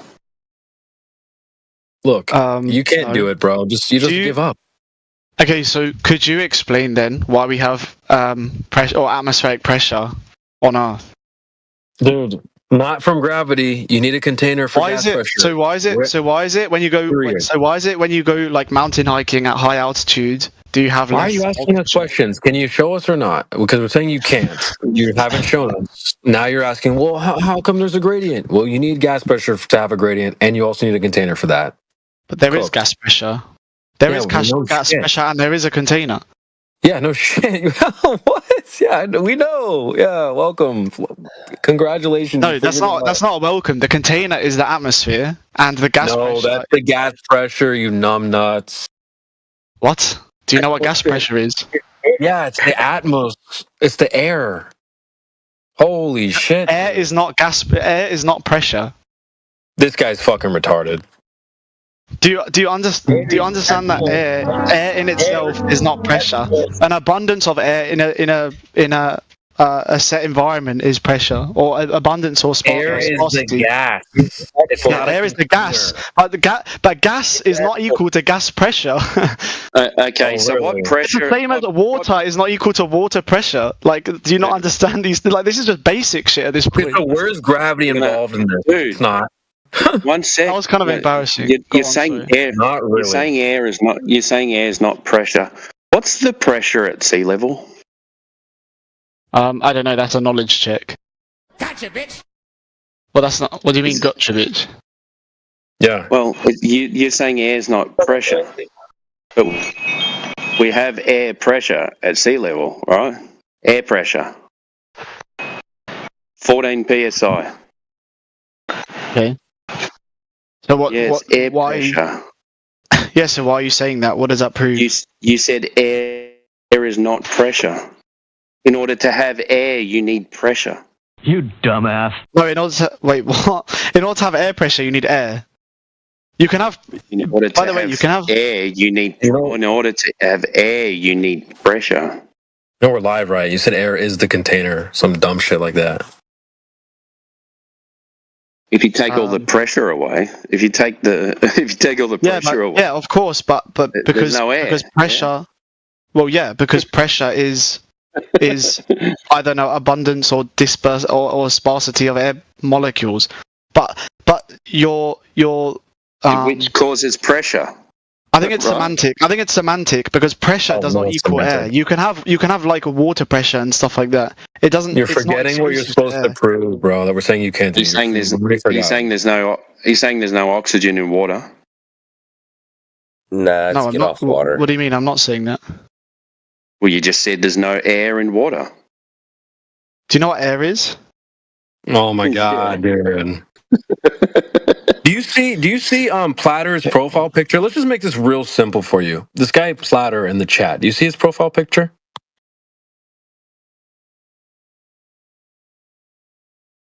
Do I see whose profile picture? Platter. Yeah.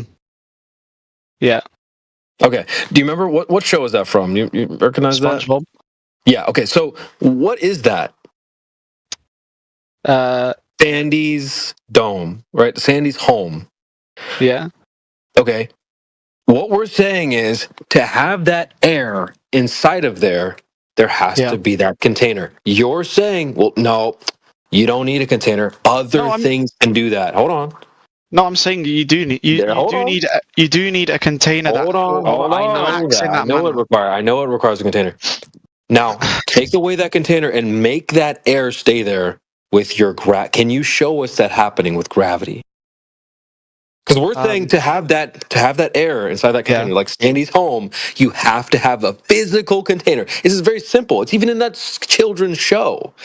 For SpongeBob, when they go in, they have to wear their little helmet with the water to contain the water, right? This can't be done unless there's a physical container. This is a very simple example. Surely you can understand this. You're saying that, well, you don't need this physical barrier. I can do it in other ways. No, you cannot. Yeah, so that's air in an open space. So air naturally expands and spreads out to fill any space available to it. And in an open environment, environment, air molecules are constantly moving and will disperse if there's no boundary to contain them. So if there's no boundary to contain them, air molecules will constantly move and disperse. Okay, you're cool. No, I'm not cooking because there is a boundary. Over. Bro, you just made our argument. The boundary is that the walls, the boundary like walls. The boundary like walls or the atmosphere around Earth. No, the means that atmosphere is the air. The atmosphere is the air. Like just inside of that. The atmosphere is that the atmosphere acts as that form of boundary. No, the atmosphere is the gas. Gravity. No, we're not going to let you say gravity acting on those molecules. One sec. Hold on. One sec. No. 1 sec. The atmosphere is the. No, 1 sec. The atmosphere is the gas. That's what's being claimed to be the atmosphere. Gas doesn't contain gas. You said it for me. Thank you. Yeah, the air inside of Sandy's dome, that's the atmosphere. It's not. It doesn't contain itself. You remove the glass or whatever, it wouldn't just stay there. Wait, I know where they're coming. Here is the air. How about this? Right? Can you demonstrate gas pressure for me without the necessity for the gas to press against or collide with physical matter? That's too high. Sure, you have. Wait, say that again. Can you demonstrate gas pressure without the necessity of the gas colliding with physical matter? Yeah. Really? Go for it. How? Wait, can I prove it? I'm trying to demonstrate it. Can you demonstrate it? So, what do you mean by demonstrate? This is way above his level. In occurrence. Show it happening. Sure. I can tell you about the atmosphere and how gravity affects and how gravity acts on air molecules. Hey, Mikey, it sounds like you're tippy-toeing around this one thing. I'm not trying to strawman you, but are you trying to say that there's like this force that is causing air? It's called the ozone layer. I don't know. Oh my god! Who the fuck just off into the vacuum of So am space? I saying? Yeah. Yeah? Is that right? I'm like trying to help, like, understand. Wait, say it again. Are you trying to say there's like some kind of force that is it's gravity holding air? Oh, so all right. So just so that I understand you, are you saying gravity is a force? Gravity is a bit more complex than that, but we can observe it as a force. But gravity is actually, technically speaking, like the bending of space-time when you have mass, and like objects are attracted to that depending on how big the mass is.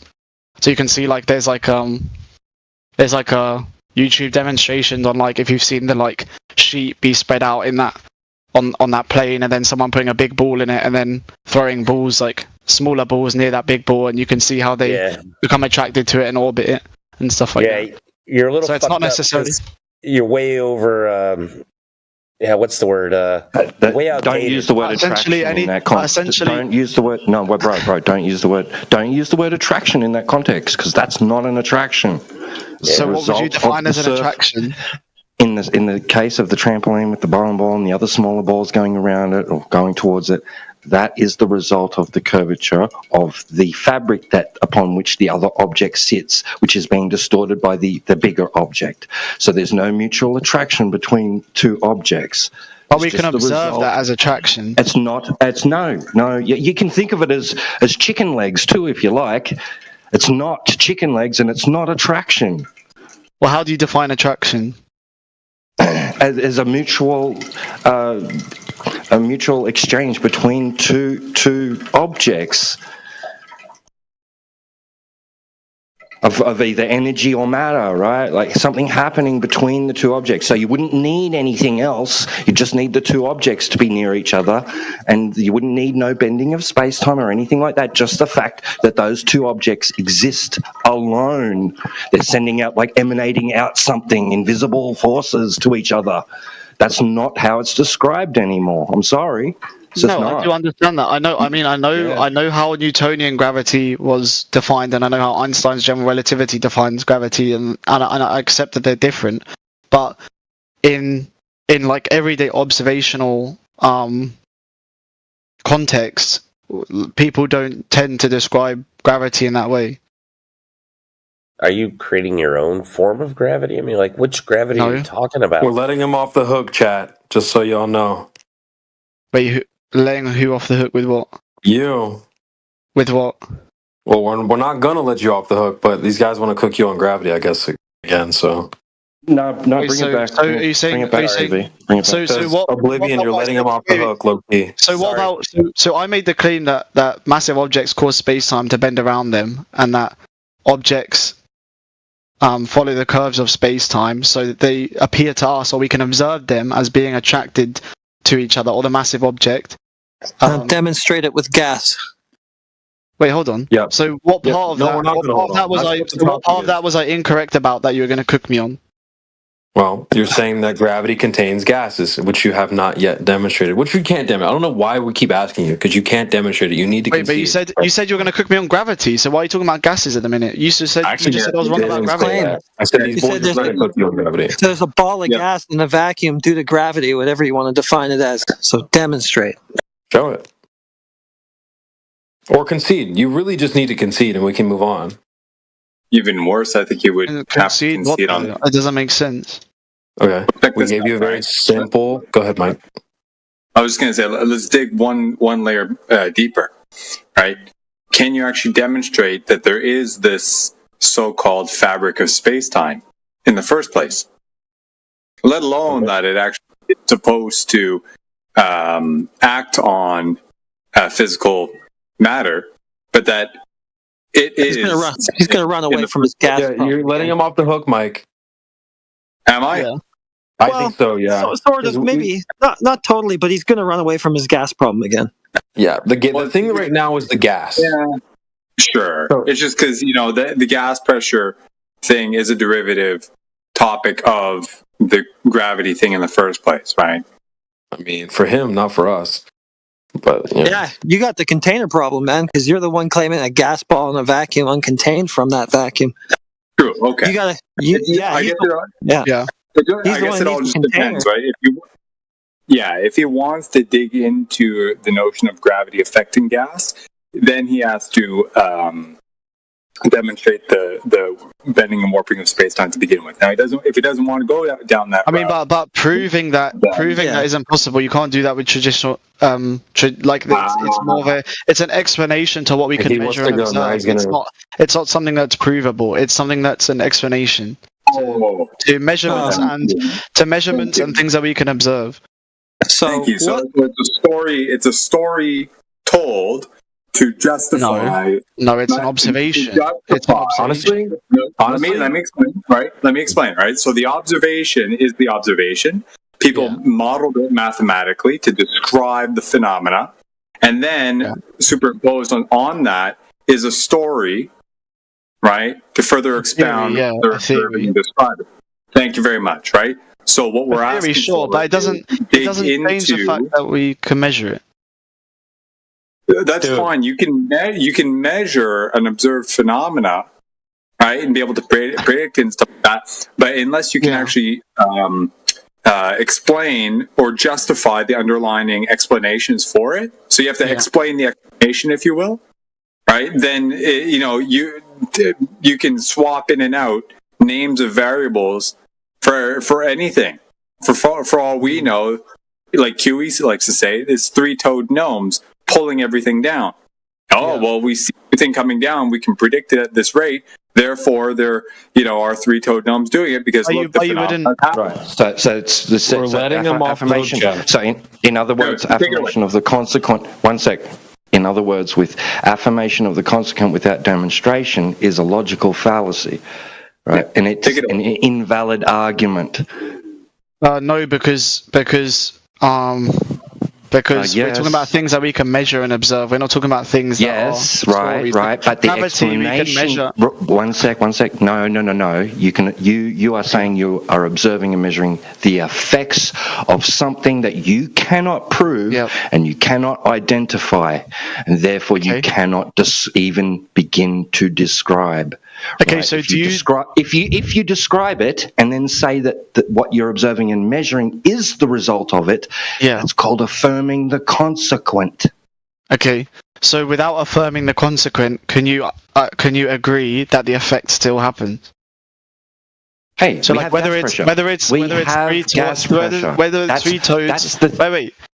three toads or something else, can we agree that the effect still occurs? Because we have gas pressure. We have gas pressure. I'm conceding that. Yeah, but which effect are you talking about? You're conceding that we have gas. I assumed gas pressure. But I assumed gas pressure because that's what he's claiming. He's claiming I'm talking about this gas pressure that we're measuring. No, you're talking about. We were on. Oh, okay. So you're affirming that it's gas pressure that causes gravitational phenomena. So if I drop an apple, does that? I knew it. I knew it. He's gone to something Wait, hold on. Let me see. Does that apple drop to the ground based on gas pressure? Yeah, it's got nothing to do with the gas balls in a vacuum that you claim again. Is that the effect? A gas ball in a vacuum? It does have something to do with it. Okay, then demonstrate with gas, not another state of matter. Wait, let me speak, because he just said, no, he made the claim that it was gas honestly pressure. Don't need to say anything. You need to be showing this now. He made the claim that it was gas pressure, so I'm asking, if you drop an apple, does that apple drop because of gas pressure? It's not gas. And we're trying to get you to demonstrate gas balls in the vacuum. Okay, so what is it then? That's why I asked what effect, because I'm wondering if the effect that you're claiming is observed is gas balls in a vacuum. No, so the effect that I can observe when I drop an apple is that the apple falls to the ground because of some... Okay, so you're running away from your gas problem again. The discussion was about gas, it's important. Vacuum, balls of it, uncontained from that vacuum, not dispersing to fill it. That was the problem. Yeah. Now you're talking about apples again. Do you want me to tell you why what I'm talking about relates to that problem? Because I'm trying to get you to understand... Wait, let me speak. I'll let you speak. Let me speak. I'll answer. I know why, because you can't demonstrate with gas, so you've got to go to something else and then make a logical leap. That's why. I'm not going to something else because you are. You're in the going same to way, solid apples. That's not gas. Okay, but I'll use gas then. In the Earth's atmosphere, I'm making the claim that Earth's gravitational pull attracts molecules of gases towards the planet, and that without gravity, hold on. Without gravity, the gases would make up this the atmosphere. This is what I was saying. Make up the atmosphere with. I'm saying that they would disperse into space. Yes, but without gravitational. Okay, yeah, cool. Shut up. I know. Right, so this is the thing. You're claiming that the gas pressure that we experience here above the surface of the Earth is the result of your so-called gravity. Right? And already assuming the planet in question, too. I'm saying that the atmosphere, which contains that gas, is a result of the atmosphere is the gas. Holy shit! Do you understand the concept of the atmosphere? Like you keep saying the atmosphere is the gas, but gas or air. Wait, hold on. Let me speak. Yeah, it just basically means gas ball. No, you shouldn't be speaking. Really, you shouldn't be saying things. You should be showing it now. The air inside of Sandy's dome, that's the atmosphere. It doesn't contain itself. It's contained by a physical barrier. Yeah. I'm saying that the atmosphere acts as a physical barrier. No, the atmosphere is the air. We're not going to let you get away with it. What does Sandy's physical barrier do to the air? It contains the atmosphere inside that she breathes. So how does it contain it? It's by physical containment. Yeah, sure. So what happens in that physical containment? What happens when an air molecule hits that wall? That's air pressure. Causes gas pressure. It limits the volume. It limits the area, the space within which the gas sure, I agree. Now, it limits the volume. You're saying that you can remove the container and still have the containment via gravity. Atmosphere is the air that needs to be contained. It does not contain itself. That's incorrect what you're saying.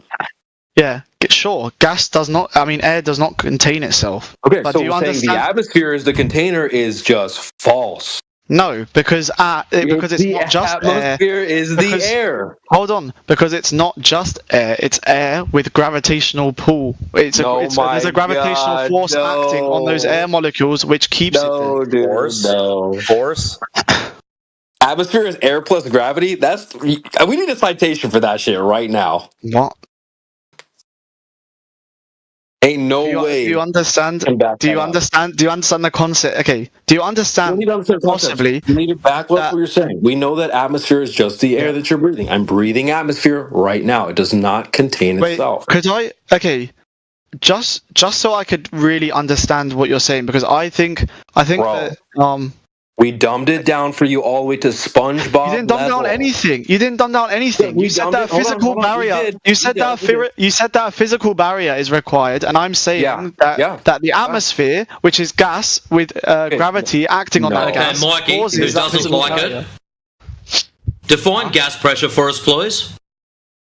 Define gas pressure. Ooh, actually, you know what? That's a good question. Sure, it's gotta be the good. force exerted by gas particles colliding with a container.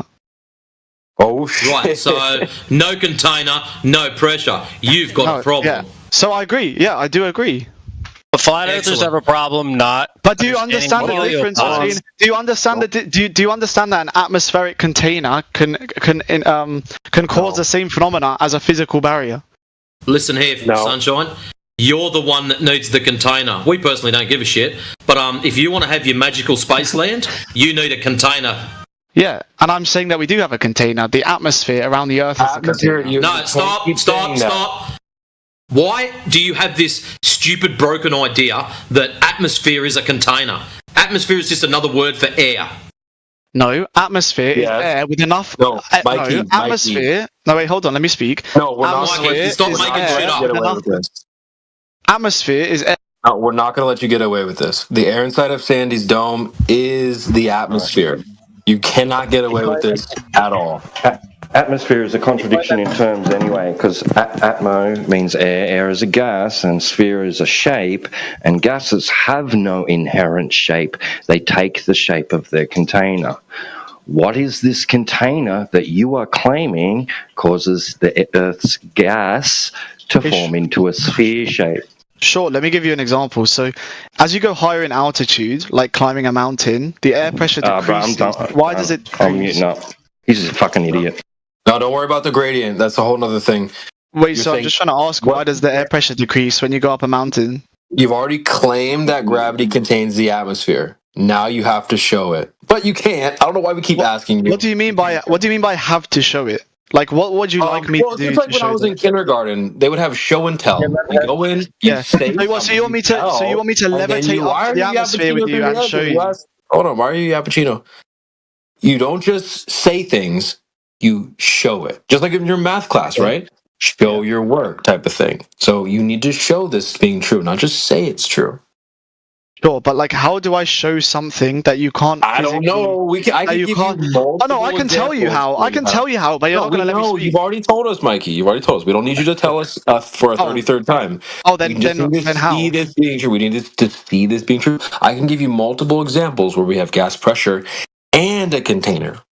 Tons. Sure. So I'm trying to tell you how you can. Hold on, buddy. Hold on, dude. Relax. We just need one example where you have gas pressure. No container. Atmosphere, no container. Sure. I'm saying that there is a container. So you telling me to give an example, gas pressure with a container or without a container is irrelevant because I'm saying that it's irrelevant. Okay, so none of you can answer why you experience less air. So none of you can experience. That's a whole nother. Tell me why you experience less air pressure. When you go up a mountain. That's not an example where you have gas pressure without a container. Nice try, though. Yeah, less air pressure as you go up. So this is air pressure's okay, Mikey. Air pressure's directly linked to heat, hot and cold. Yeah, temperature. Air pressure can be directly linked to heat because it increases the energy in the particles and makes them move quicker. Okay, so it increases the pressure, but that isn't necessarily. That doesn't mean that air pressure is confined to heat. You can also reduce the volume of the size of the container or. So where's the air? Where are the gases produced on Earth? Ooh. Not only that, but where's the limitation of the extremities of the volume to begin with? Like, at what point do you just define at this radius? This is the boundary, and we're going to define the volume of the Earth from the center of the Earth to this radius point.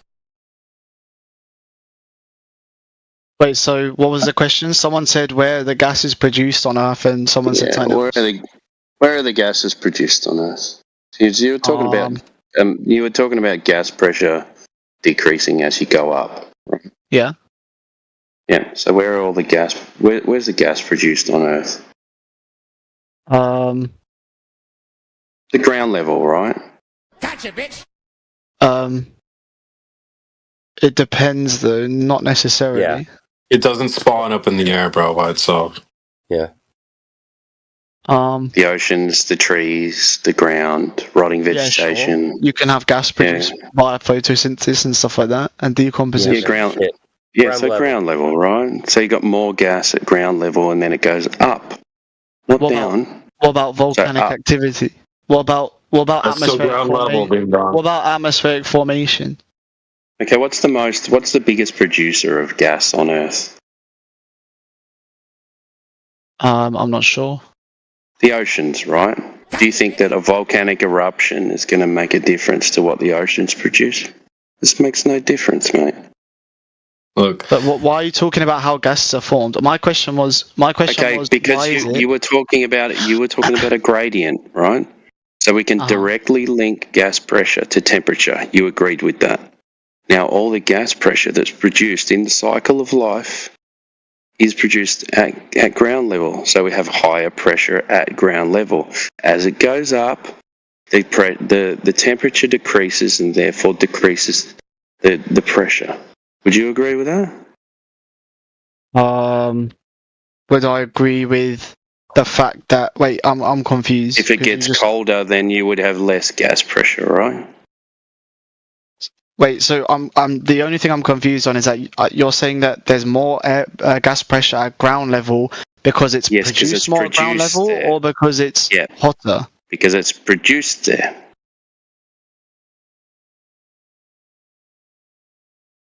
Correct? No, I think that's a misunderstanding. Bro. Okay, so there's not more gas pressure at sea level. No, there is, but it's not because it's produced there. Okay, it's not because of gravity. So air pressure is the weight of the air molecules above you. So at ground level, the atmosphere is the thickest. Wrong. Yeah. We already defined what gas pressure was. Yeah, you defined it. You read it out. Do you understand that you can record? No, stop. You defined gas pressure for us. Why are you so aggressive? Relax. You think I'm aggressive? You're still in the room. Yeah. Be happy you're here. Now, you defined gas pressure for us, did you not? Earlier. Yes, you did. You read it out. Yeah. Pushing on the walls of its container. And now you're trying to change the definition. Why would you do such a thing? Keep that same energy, bro. That's not changing the definition. Yes, it is. No, that's not. Say what you just said 2 seconds ago. Could you repeat it? I've got short term. You don't remember what you said. I have to remember what you said before you got you. You said it's because of the weight of the air above it. Yeah, that's how you record it. Okay, so now tell us again, what's the definition of gas pressure? Gas pressure can be defined as the force exerted by gas particles colliding the walls of their container. Gotcha, bitch. So, not the weight of air on top of it, then. No. Exactly, right. Funny, so the whole air on top of it is out the window. Excellent. As you were, gents. No, but there's a few. No. I think you're confused. Hang on, check this out. Dude. There's a point that seemed to have slipped by either yourself and or the rest of the room, right? You mean to claim that there's a layer of gas at the extremities of what we would call, or define as, the volume of air, right, on Earth, right? Now, this volume or this layer of gas, which is the furthest layer from the center of the Earth, right? You mean to claim that is exerting enough inward force to contain the outward force of the layers below it, right? You follow? Like, think of a shell of gas. Yeah, but it's not. But it's not. It's not the shell. I need to clarify that it's the gravity acting on it. Right. So here's the problem, right? You have this layer. Picture in your mind as a shell, right? We know it's just gas, but it's at the furthest from the center of the Earth, where the least amount of gravitational force is acting upon it. So how is it that the layer at the furthest most extremities from the center is exerting enough force inwardly to counteract the outward force of the gas inside. Okay, I understand your point. So you're saying that why at the atmospheric layer does that have enough force to contain the or act on the air molecules in order to contain it, even though it's the furthest away from the Earth? Right, that's what you're saying is happening, right? You're saying where the atmosphere is contained by itself or some sort of gas container of sorts, right? No, because so basically, the atmosphere maintains a state which is called hydrostatic equilibrium, where the downward force on gravity is balanced by the upward pressure exerted by the gas molecule, right? Okay. Okay, so you mean to say that the gas is all of the gas is affected by gravity, and not that a layer at the extremities is containing the gas inwards, right?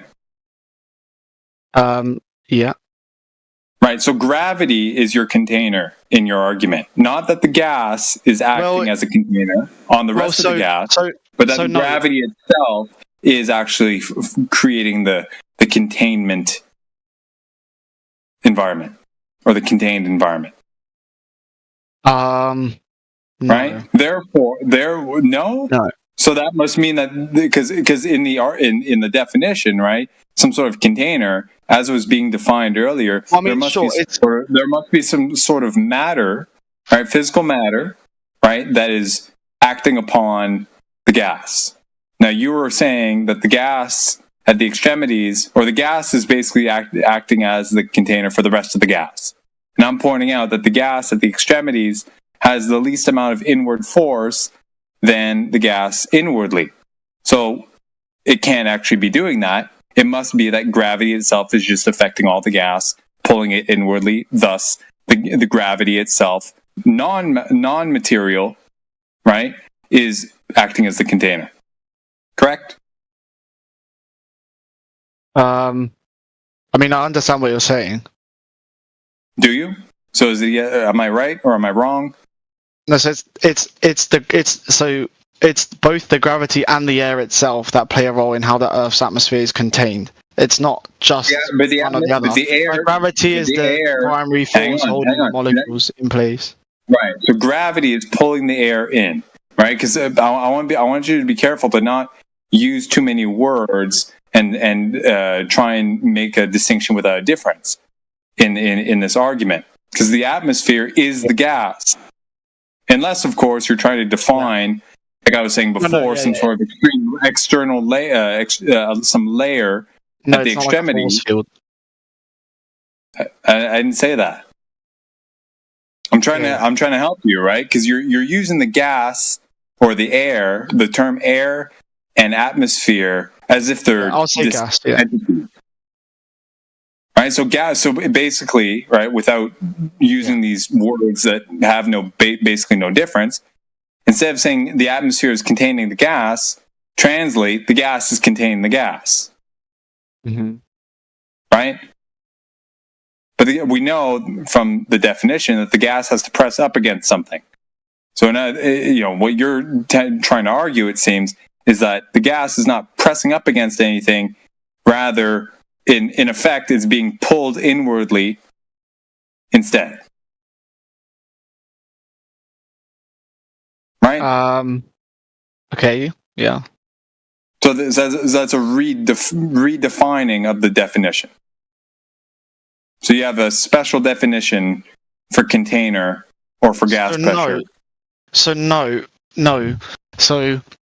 So gravity's impact on a singular, like, air molecule or gas molecule or whatever, however you want to say it, is different to how gases behave inside of a container. Okay, so can you demonstrate? Thank you. I was just going to say, so interesting. So can you demonstrate this phenomena? Like, for example, right, I'll give you something that someone posed, right? Maybe you have some reference to it. Maybe you've heard about it before and can actually bring something to the table, right? Somebody suggested or postulated that if you have gas in a contained environment, right, grant you that, but for the purpose of the experiment, you have a contained environment, you have a gas, and you cool that gas to 0 degrees Kelvin, so such that there's no energy left in the gas. And in that environment, it would have to be demonstrated that that gas is actually exerting downward pressure, not in any other direction, thus demonstrating that it's an inward pull from outside of that contained environment, thus illustrating gravity's effect on the gas. Have you ever heard of something like that, or can cite anyone actually doing that, or is it all just theoretical mumbo jumbo? No, it's not theoretical. It's measurable, and it's proven. Okay, okay. So you can cite something else that somebody else having demonstrated gravity acting upon gas. So I can demonstrate, like, as of right now, I can demonstrate like the behavior of gas. Of course, without affirming the consequence. So you can demonstrate gas pressure in a closed container, with pretty easily. Yep, we know that. You can demonstrate how gravity contains the atmosphere. And how do you do that, sir? No, you fucking without affirming the consequent, of course. Without affirming the consequent, of course. What do you mean by without affirming the consequent? As in without the point in contention. The point in contention, right, is that the atmosphere is not contained. We're saying it is. It must be, given all the other demonstrations. And you're saying no, it's not. It's the one special case whereby this magical force called gravity is pulling in the gas, acting as if it were within a contained environment. Yeah. And we're saying no, that can't be the case, and you're saying it is. So we're saying, so demonstrate the possibility of gravity actually doing that, and you're saying, well, here's this thing that we're arguing about in the first place. So you get a balloon, and you blow air into the balloon and tie it off, and the gas inside of the balloon is held in place by the elastic walls of the balloon. Yeah. And just like and that acts just like how gravity holds the gas molecules near Earth's surface. Okay, so can you demonstrate gravity acting upon gas without a contained environment? That's what I don't know how else to put it to you, dude. I tried to ask you in like one way, and everyone else is asking the same thing, just with different words. Sorry, Timbo or T-Dub. There's a little bit of a lag. We're asking you this: can you demonstrate this postulation without asserting the thing in contention? Without inserting that it's gravity that causes without asserting the point in contention, i.e., a lab setup specially crafted to demonstrate this supposed force actually acting upon gas. For example. So you want me to give a demonstration or explanation without an experiment in a lab? Oh, that demonstration without replicating. No, that demonstration would be the experiment. Hello? Yeah. Thank you. So can you actually provide one that was done in the past to confirm the statement that gravity acts upon gas? Just show it, bro. Gravity acts upon gas. Yeah, sure. You can fill a container with CO2 and then pour it on an open flame and observe the gas extinguishing. Wait. So you mean in a contained environment that already has gas? So you use a container just because you're doing that experiment. Hang on, just so we're clear, right? So you have a contained environment with already existing gas in it in the first place, and you pour CO2 in it that is heavier than the gas that's already in it, and you see a gradation effect, right? Sorry, say that again. So you have a contained environment that already has some other gas in it. Let's say, your everyday mixture of air, right? And you pour concentrated CO2 in it and observe a gradation effect, right? Yeah. Okay, so how do you distinguish between the less dense gases pushing down on that supposedly heavier gas versus any other force acting upon it in and of its own right? Okay, I understand what you're saying. So you're saying that the CO2 pouring on a candle doesn't demonstrate gravity, but instead demonstrates... No, because it doesn't demonstrate anything in isolation, because you still have a variety of parameters in the system that you can't necessarily isolate. So what you would have to do, for example, I'm sorry, I don't want to hog the mic. I just, I gotta get this off my chest because I've been listening and this guy's very frustrating. What you would have to do is have some sort of contained environment that's vacuum sealed, pour just CO2 in it, for example, and in some fashion be able to force that gas to concentrate at the bottom of that container. Well, right? Still a container. That's fine. Sorry. Yeah, but that's fine. But for the experiment, right, to be able to observe that gas being concentrated at the bottom would show that there's an external force acting upon it, right? Whereby you would have a distinct barrier, a distinct delineation between the concentrated gas being pulled down by the external force and vacuum. Yeah, so gravity is what but gravity is what causes the density gradient in the atmosphere. So CO2 is denser than air. So now you're affirming affirming the consequence. Again, I'm asking you to demonstrate this. Can I speak in a live setting? No, you keep saying the same fucking thing. You keep affirming Can you demonstrate that it's not? Can you demonstrate that it's not? I'm not making a claim for it, sir. You are. For God's sake, man, have you not picked up on the fact that you're the one proposing this idea? But you refute the demonstration by saying that you haven't made a demonstration. I'm asking you for you can do the demonstration yourself in your own home. Mikey, what demonstration are we going to do to prove your claim? So you get CO2, you pour it on an open flame, and you observe two containers right there, Mikey. Oh my God! No, we're not fucking on. That's two containers. The point I'm trying. Dude, you're not making a point. You're fucking your own dumb self. So what you're going to do is just use CO2. I'm not even giving you a fucking container. Just use CO2 in its own environment without anything else. No air, nothing else, just CO2. Can you do that?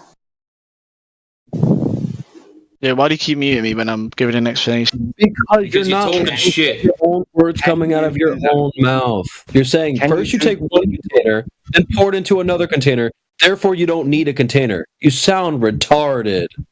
I know, right? So the thing is, Mikey, can you do that? What I'm asking, just CO2, nothing else. No other gases, no other material, just the CO2, and show that it will maintain a volume and have a measurable gas pressure. Can you do that? Yes or no? Yes. I don't really want to give an explanation if you're going to. Yes or no? You just muted me again. Yeah, I want a yes or no answer, or you're staying on mute. So you're saying you're forcing me to give a yes or no answer to a nuanced question. Yeah. It's like, notice how easy that was. You're forcing me? Yes. That was that easy. Super simple. Yes or no question. Incredible. You're only going to you're going to restrict the amount of space within which a certain amount. I'll give you whatever amount of carbon dioxide you like, right? And you're going to restrict the space within which it can occupy, causing a measurable gas pressure by no other means, no other materials involved, no other gases, just gravity. Wait, but it's a loaded question, though, because you don't... No, that's not a loaded question, because that's what's being claimed. That there's no other reason by which the containment of gas can exist but by gravity.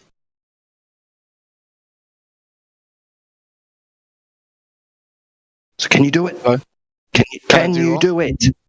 Can I do what? Bro, fuck off. Yeah, I mean, I gotta give him props for the stamina, but dude's running out of steam. Low key. He was cooked already 2 hours ago. 3 hours. Yeah.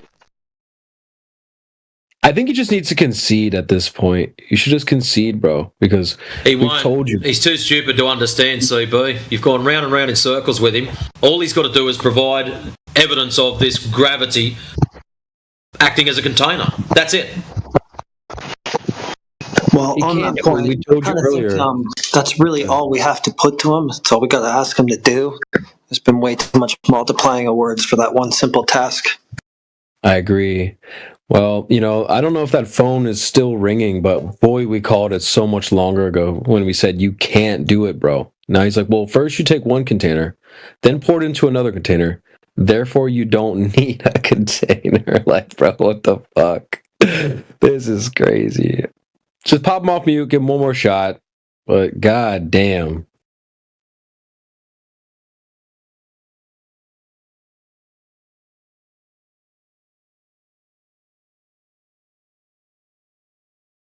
Hello?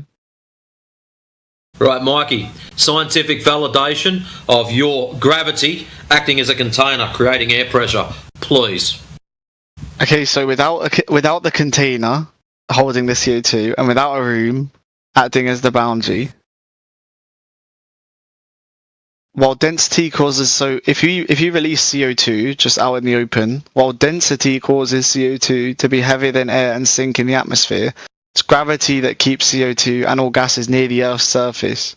Without gravity, CO2 wouldn't be contained by the atmosphere and would disperse into space.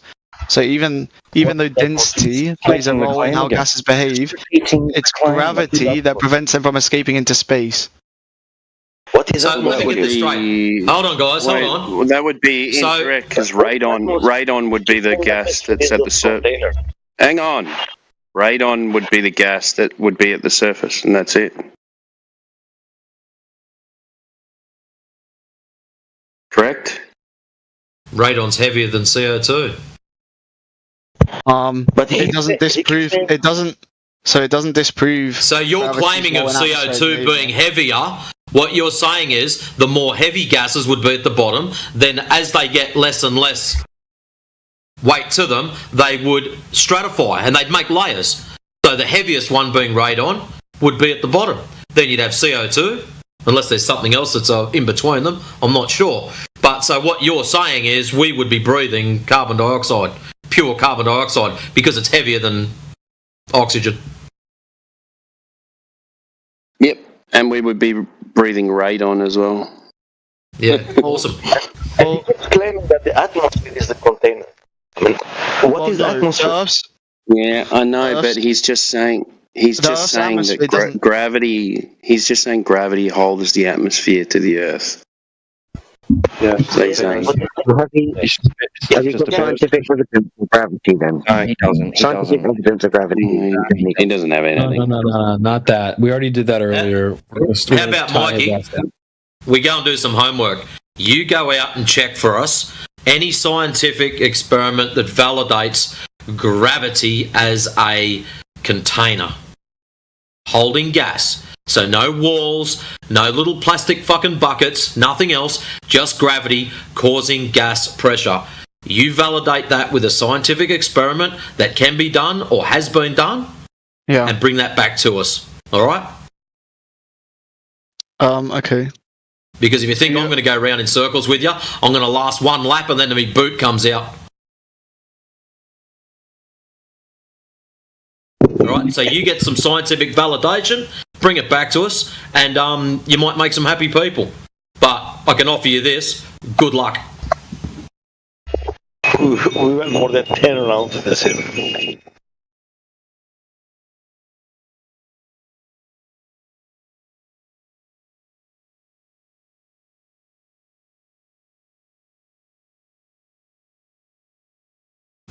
I want to use this moment to say my good night, guys. Great panel. Super duper. We're cooking so hard, guys. You guys have a great night. Good night. Catch you, CB. All right, boys. Catch you, CB. All right, boys. Peace out.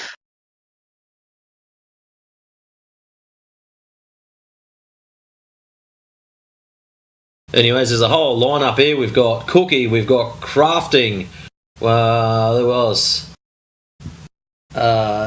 Dewell. I think got McLovin. Friends before.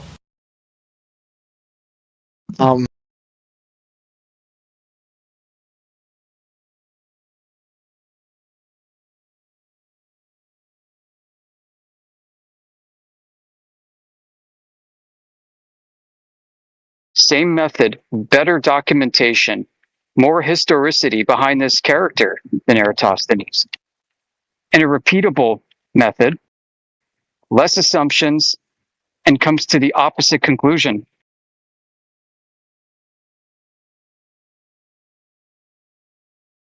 You know, I can post resources on this if you'd like. You know, it's funny, if you go to astronomy departments, the honest ones, like I think from the University of Washington State, they have a whole thing on Eratosthenes and how he didn't prove anything either way. His reasoning was circular, and there's a big lesson for modern scientists in all of this that relates to the concept of mathematical underdeterminism, which basically means there could be multiple explanations, infinite number of explanations, that without the right process and without the right data, you can assume anything you want to change the outcome however you wish.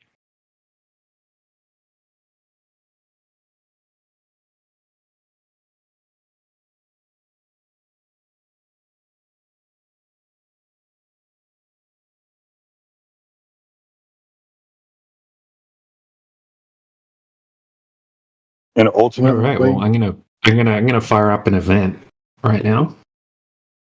Okay. I just want to say this while you're getting this event going. Ultimately, at the end of the day, right?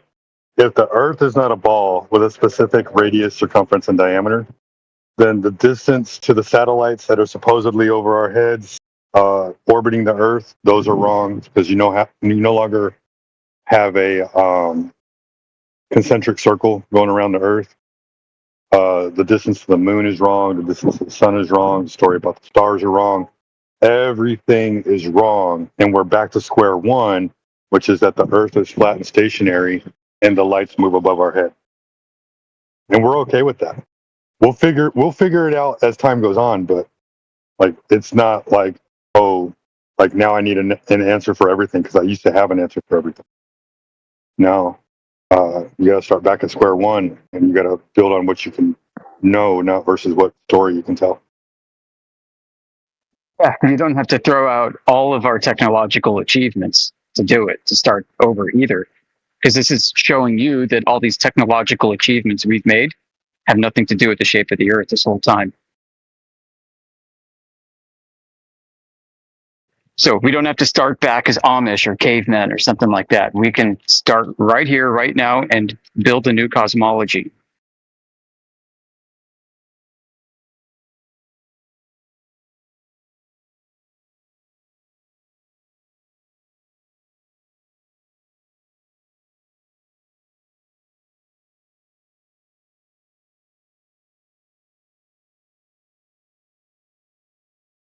Oh wait, I'm trying to understand. So, like what DJ said. So flat earthers have no claims about the shape of the Earth, right? Right. The overall shape, right? It can't be a globe because that would require curvature to be present in reality. But like, what actual shape is the Earth? Like, we're not sure. I like to think of the Earth more like the foundation of this system that we live in. But that's just a way of thinking about it. What if it's shaped like a donut? Well, that's a shape. I mean, that would require, evidence that it's shaped like a donut. You're going to need curvature to have a donut Earth. All of that kind of thing. Now, isn't it interesting though? Some people speculate outer space, like from the globe side, right? Some of them say that the universe is flat. Other people from the globe side, right, scientists, they say, oh, maybe the universe is actually the shape of a donut, right? Like they have no idea what they're talking about when it comes to the universe. right? But we're not making crazy claims like the Earth could be a donut shape or the Earth could be a cone shape or something like that. We're saying, okay, when we go out and actually measure the Earth and compare the globe math to reality, it doesn't check out. It just measures flat. So here's the evidence, right? Have a look at it and come to your own conclusions, and people can go and retest. People can go and check the Earth themselves. It's funny how astronomers or astrophysicists, right? They can come up with these cockamamie claims, and people take them seriously. And nobody can validate or prove it. These are just thought experiments. And then people like us come in from the opposite side, say, hey, here's a measurement. It's not a globe. And oh, you are crazy. You're the crazy one. This astronomer who says that the universe is a donut, he's totally like absolutely 100% on it. But you're describing your world as flat and motionless? You're out of your mind. How can we be delusional when you and I see and experience the same thing, and we're the ones with the courage to call it what it is?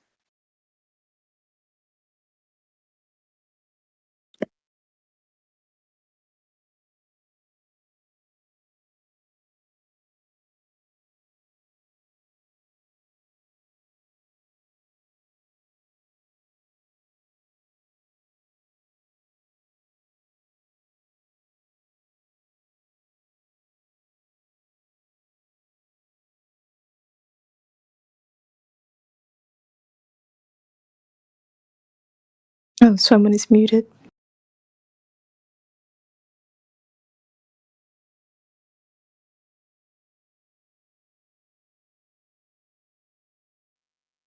Surface topology measures flat, averages out flat, but it has topography. Mountains and valleys, hills. But the mean elevation of sea level is a straight horizontal line along the x-axis.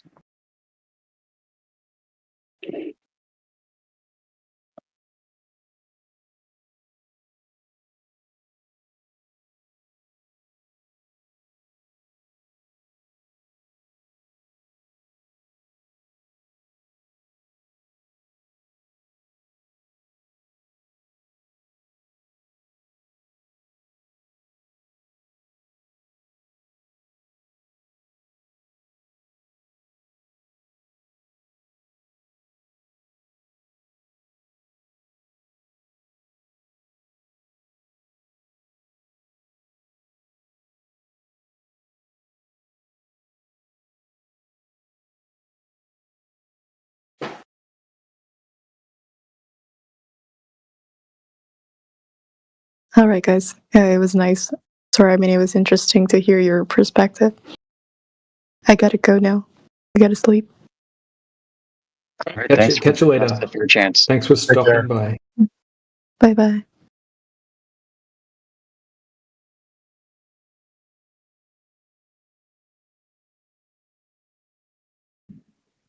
Wow, I took a peek in the text chat. Holy cow. Yeah, what's TD and the other person talking about?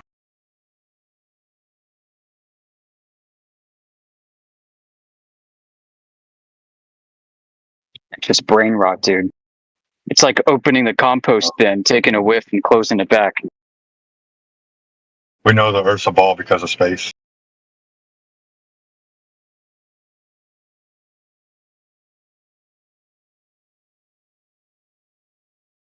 We know there's space because Earth is a ball. Right.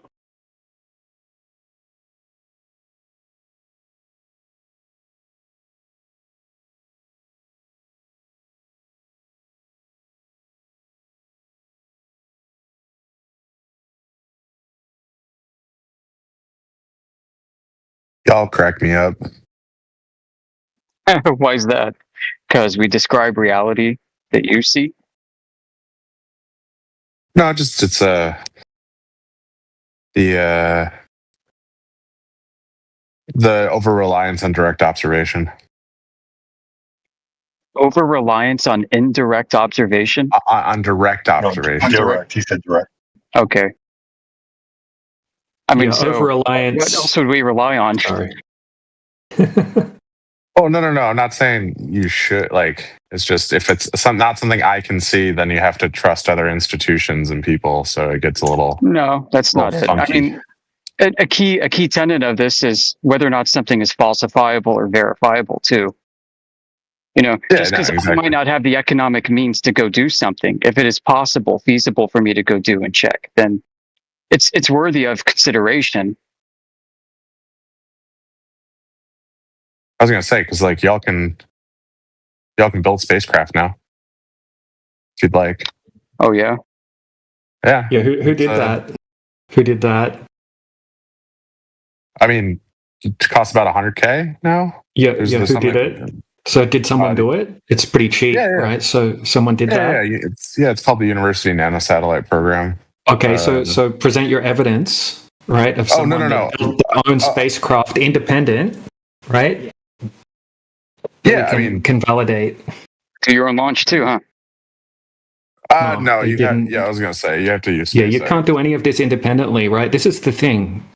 We can actually go and test the Earth, and it's been done thousands and thousands of times now. There is absolutely no rebuttal, right, to these long distance observations.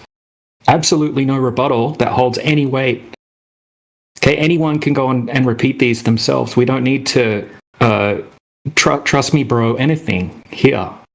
Right? This has been done over and over again, and there is zero Earth curvature. Right? There's not one observation that validates a globe. And this is the raw hard fact, right? Anything beyond that you want to claim, right? This is the prerequisite.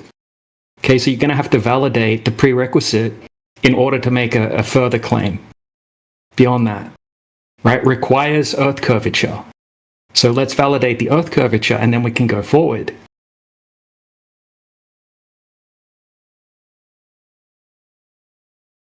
That makes sense. Yeah, it's impossible to argue against that. I mean, that's the thing, right? We can present like endless observations that are literally impossible on a globe. And then there's zero from the globe side, right, that meet the same sort of standards that we're presenting. And I know you're a super smart guy. I respect you and your intelligence, and you've learned a lot, and you know, definitely a super high IQ guy. But you're going to have to validate the prerequisite, you know, in order for all of your following arguments to sort of to work on a globe.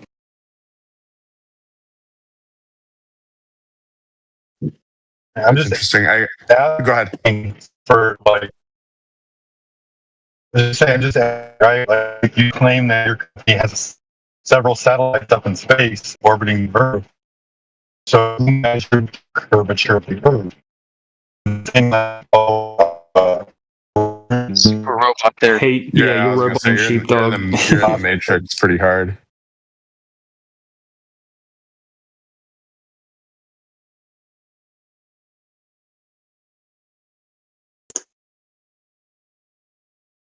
I get what you're saying, though. It's interesting. Can you hear me? Yeah, interesting. You know, I appreciate that. What we want is the secret information. That's what we want. Shut up, Neil. That's a good way to actually get investigated for real. Like Discord's already been under the ire of people because classified information from the Pentagon's Russia plans were distributed over Discord. Like, we gotta really not. Yeah, no, I'm not. I was gonna say I'm not looking for Uncle Sam to make me disappear. Of course, that's fine. That's why you know, it makes it right good to talk about these tests that can just be done here on the Earth by anyone. They don't require any special clearance, right, to reveal this information or anything like that. It's just so I'd say a good portion of aerospace work is done in an unclassified environment. It's commercial space. Like these are just like either publicly traded or venture backed companies. Like it's not like, like Lockheed Skunk anything you Works. need. No. That is classified. That's Lockheed Skunk Works is classified. Starshield. Starshield is also classified, but Starlink is. No. Phantom Works. I was gonna say you're picking out the government teams within each of these commercial organizations. Like there's like a small team within most commercial organizations that does government stuff. But the vast majority of the work is done like for example, I work for Kuiper, like Amazon Kuiper. But I work on the small team within Kuiper that's known as Kuiper Government Solutions, which is like your Starshields or your Skunk Works, or as it were, like the difference between the commercial team and the government team. So like I can tell you that like 95% of the work that's done ish is done on the commercial side, like it's just ITAR, so you just need to be a US person. There's no like clearance. We don't deny that civilians are making the machining the screws for the equipment, right? We're not denying that. Oh, I understand. I don't understand. There's a lot of mechanical work that's done that's not necessarily put into government documents like that. No, everything is documented. It's just what the correct classification of the documentation is. Like there's no stuff that isn't written down. It's just, how it's written down and what type of system it's stored in. Right. But I mean, like if you had like a 1 billion page document and what 5% would be 50 million? Well, yeah, I'm 50 saying million pages redacted. That's a lot, right? Redacted. I mean, yeah. There's a portion of it that you would need a clearance to talk about. But I'm saying for these commercial systems, like there's entire companies like Astranis or Firefly, or there's entire space companies that don't operate. They don't have government teams because they're a purely commercial play. Like here's another thing too, right? Like they don't necessarily have to work directly with the program that is like open and available to the public. They can take a piece of that open availability to the public and rework it into a classified work or organization, right? What do you mean? Sorry, you lost me there. Let's see if I can word this appropriately. Like, let's see, if you had a radio, right? And that radio is completely known to the public, all its components are known to the public, but now they take that radio and they're doing classified discoveries with that radio because there's other things they can do with that radio other than what's known to the public. We wouldn't necessarily know all of those things, right? Those things would be hidden from us. Like, even though you say 95% of what your project does is in the public, they might also have other programs going on within that program or surrounding that program that expands on that 5%, makes that 5% even bigger. Yeah, so I can tell you, like I'm in that program at Kuiper. Like we're working on, stuff like Golden Dome right now, which is not the commercial system. But I can tell you that the commercial system, there's a firewall. Like the stuff that we're doing for the commercial system is a pure commercial play. Like, all of the filings about all of the parameters of the hardware is publicly available through the FCC. The parameters of the cameras we have on board that we use for image taking and like the engineering cameras, that's all public at NOAA. the launch license, the Part 450 license to be able to like actually put it up is available at the FAA. I can tell you that, all of the commercial stuff is 100% public. Like there's like some proprietary stuff, right? But it's not, the government licenses you have to tell them exactly where you're going to orbit, what frequencies you're going to use for your radios, what encryption schemes that you're going to use. You don't give them the encryption key per se, but you have to tell them like what level of encryption you're using.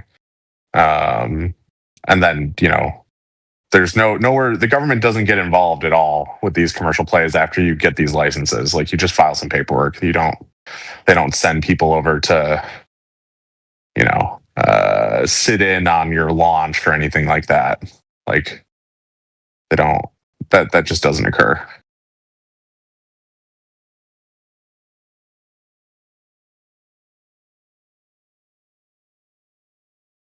No worries, man. Like we kind of have an idea of how, like, everything you're saying to us, we're pretty aware of all of that. Well, yeah, but I'm just saying, like, there's no propulsion system, right? Like on the spacecraft, there's no subsystem that is non-public on the spacecraft, right? Like everything we talk about that physically moves the things is public. Like there's no like secret proprietary thing that allows this thing to do whatever electromagnetic tethering, or there's no like the way it stays up is through orbital. Oh, I understand, but there has to be if the Earth's not a globe. Like so here's the thing, right? Like if the rocket goes up with the satellite and somebody throws a Game Boy on there and it's documented that there's a Game Boy on there, like the Game Boy has no purpose on the launch, but it's in the document. Right? I don't understand where you're getting at that. Right. Like they can say that all these things are being used in there, but just because they threw cameras on there doesn't mean they don't have other things on there, right? Like they don't. Well, no, that's you're saying they list it. Yeah, they don't. There's nothing. We don't there's nothing have there that access isn't. to those lists. What do you? Yes, you do. Like I said, it's public. They. No. Like that is 100%. There's nothing I can tell you with certainty. Like I just told you that I don't want Uncle Sam to make me disappear, right? I can tell you with 100% certainty. No, I don't want you to say anything that's like goes against your NDA and everything. I'm just saying, like, we understand we've game planned a lot of this, and we know that they're not going to list everything. Everybody's got their own little list. No, for the propulsion system, they 100% do. Like I can tell you that with utmost certainty. Like I'm not lying to you.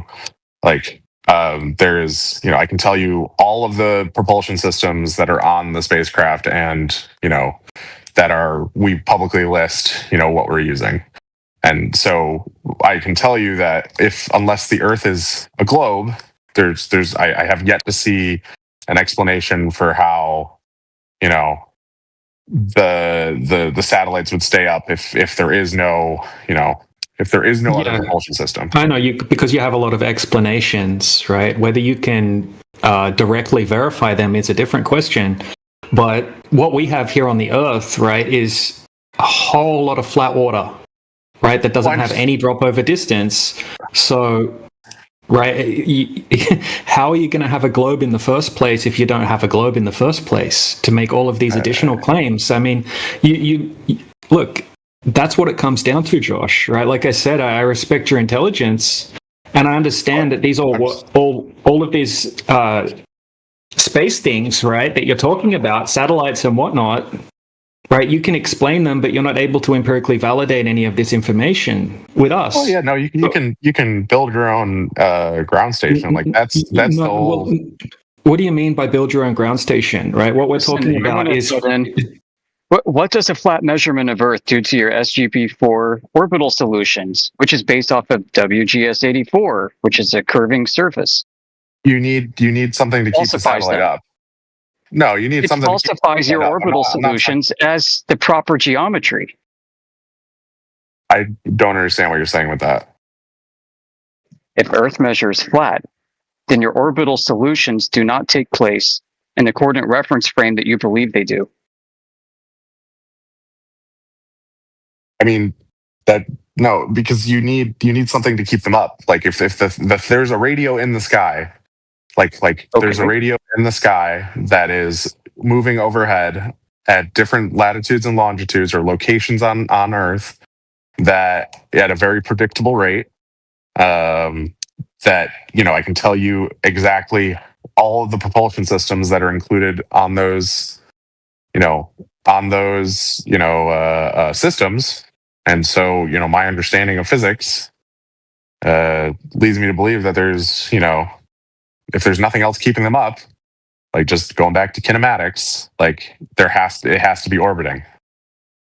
That's all it is, kinematics. And coordinate reference frames. It's all mathematics. What we don't have... There's a radio in the sky that you can download data from. Yeah, I know. Like, you know where it is.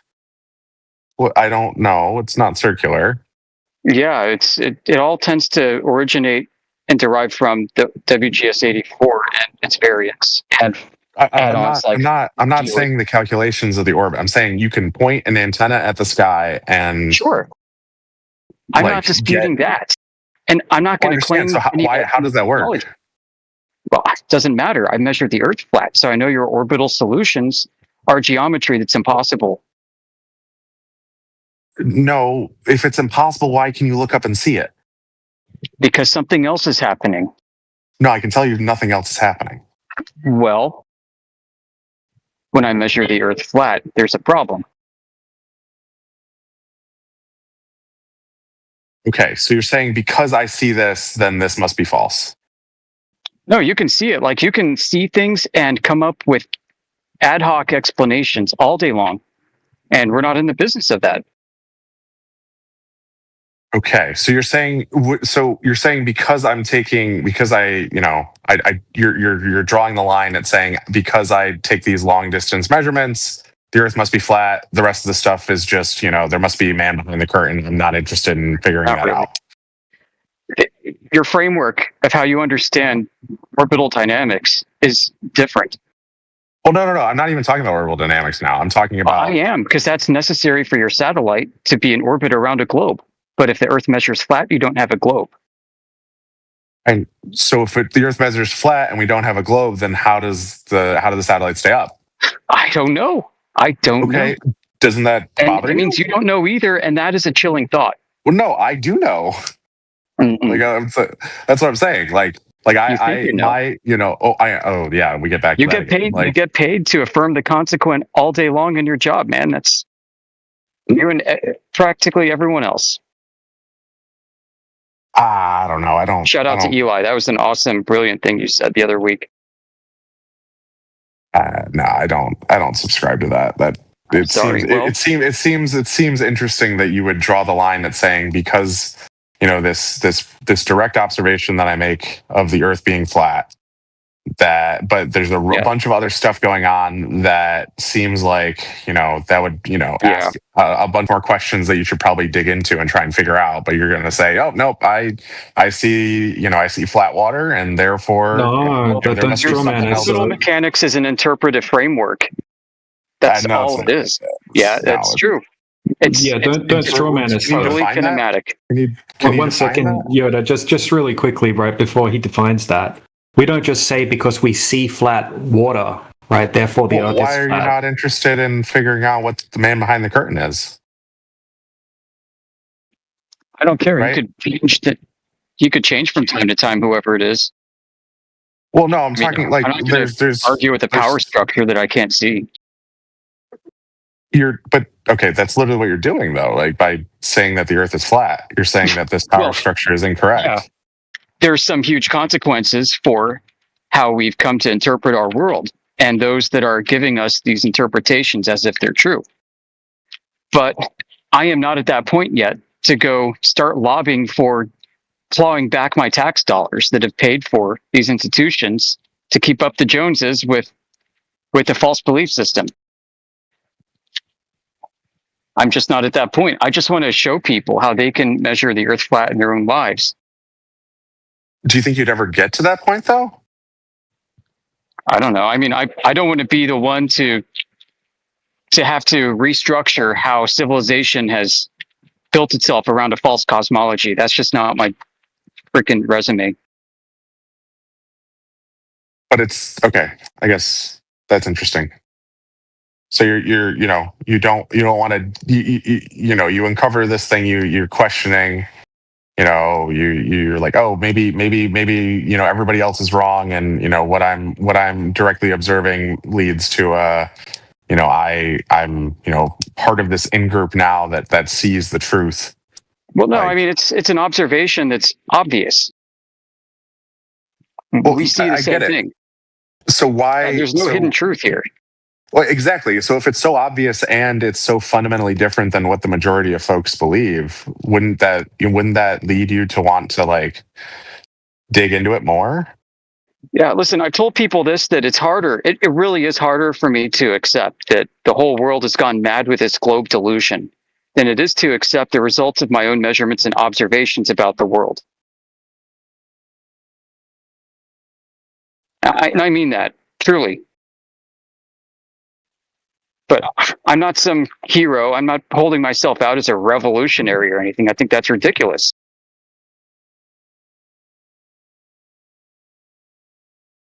Here's what I don't get. Why would I care about what other people believe if I know something that contradicts what they're believing?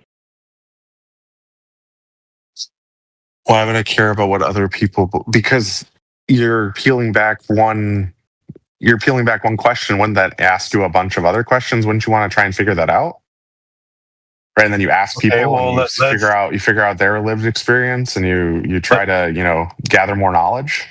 Let's science it down then. Let's start with what we know, start at the axiom, and then build our way up through the scientific method.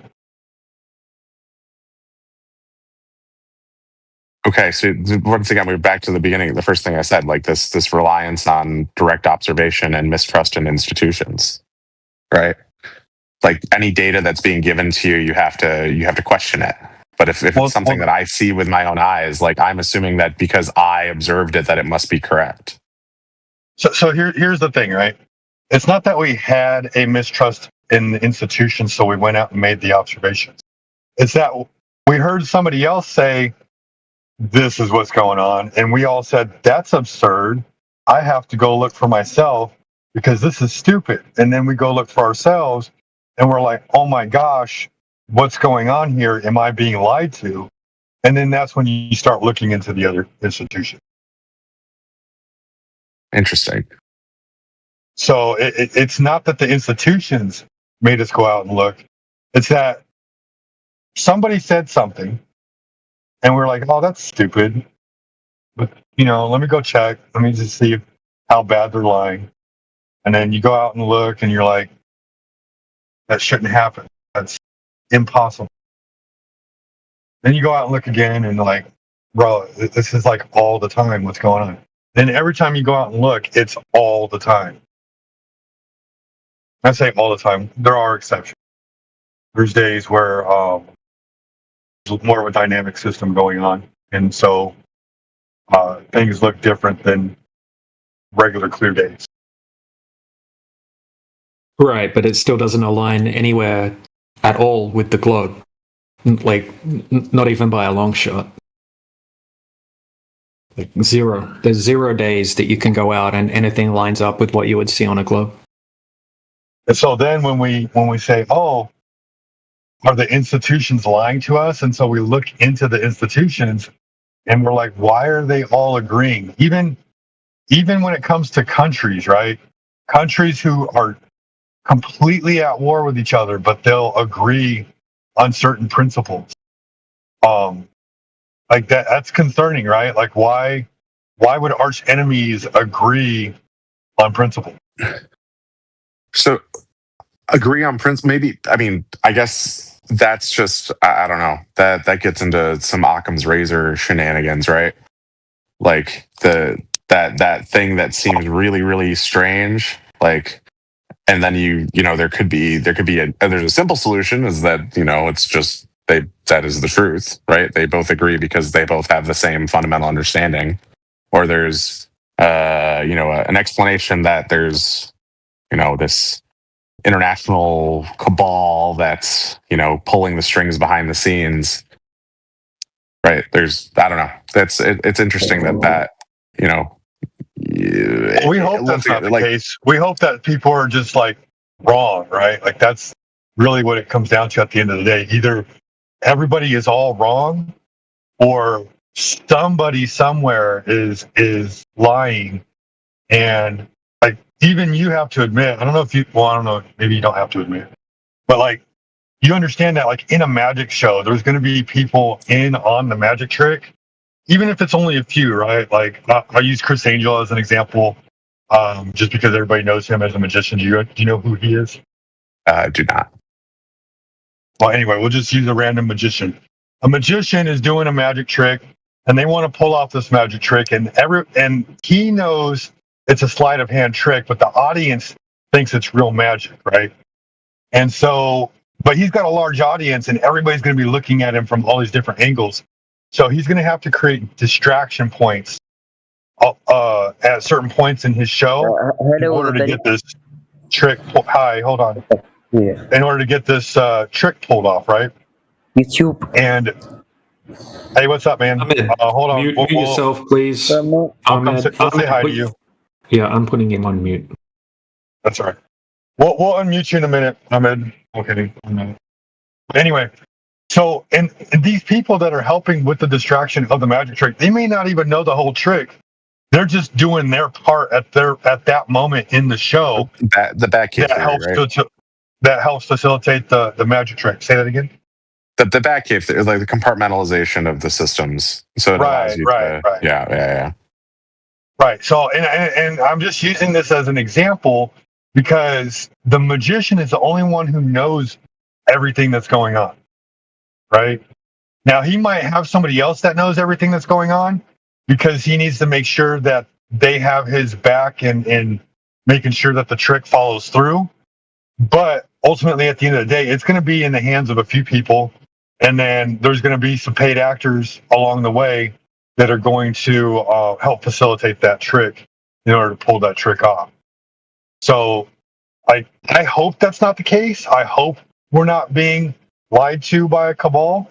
I honestly hope it's just that we're all wrong, that like people built a philosophy on the earth being a ball because of how vision works and what our celestial dome or celestial sphere looks like.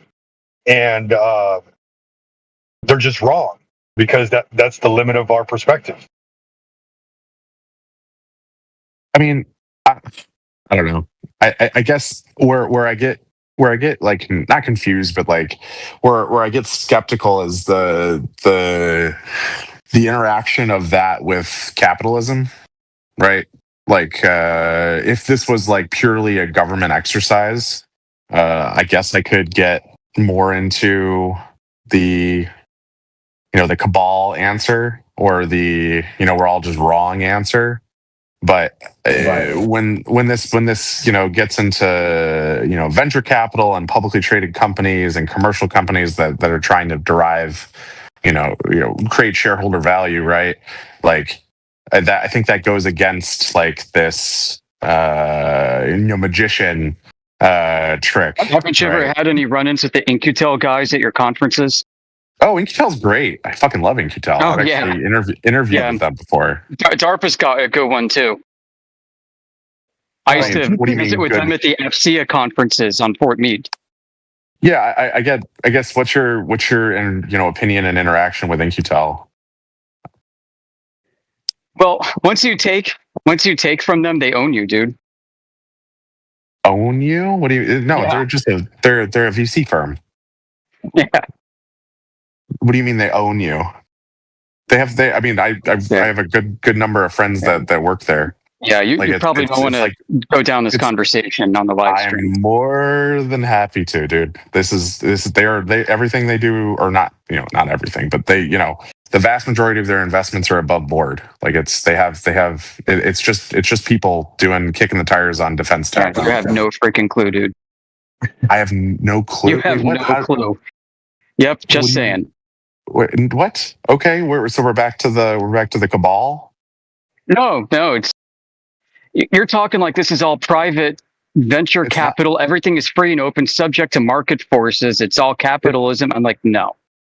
I'm not saying it all is, but I'm saying that's what I was going to say, Josh. Like, money is a fiat, man. Like that's something for poor people to play with.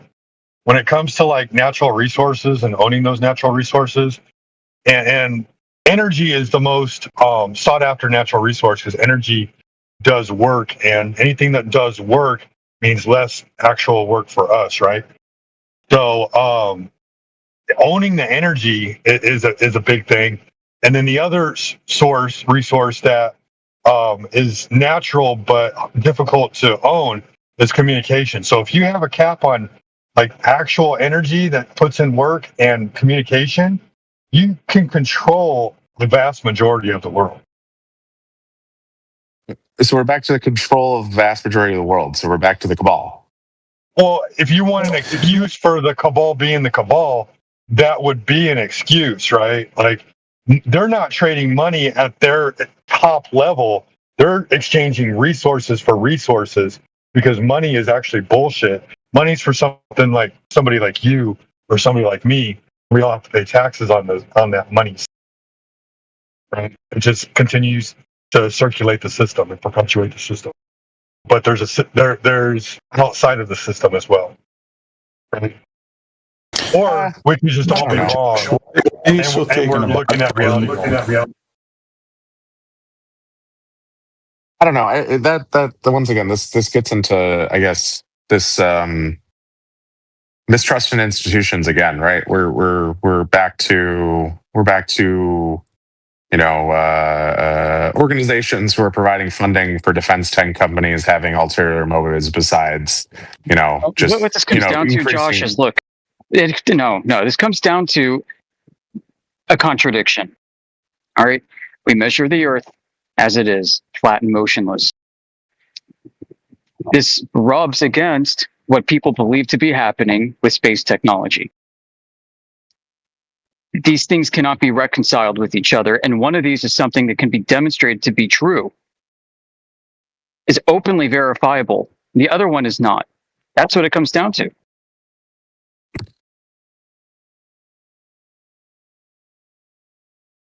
I mean, sure. That's as you know, that's why I don't debate in these rooms, is because what I think is openly verifiable is not. Like it just goes into like a quote, trust me, bro. Right.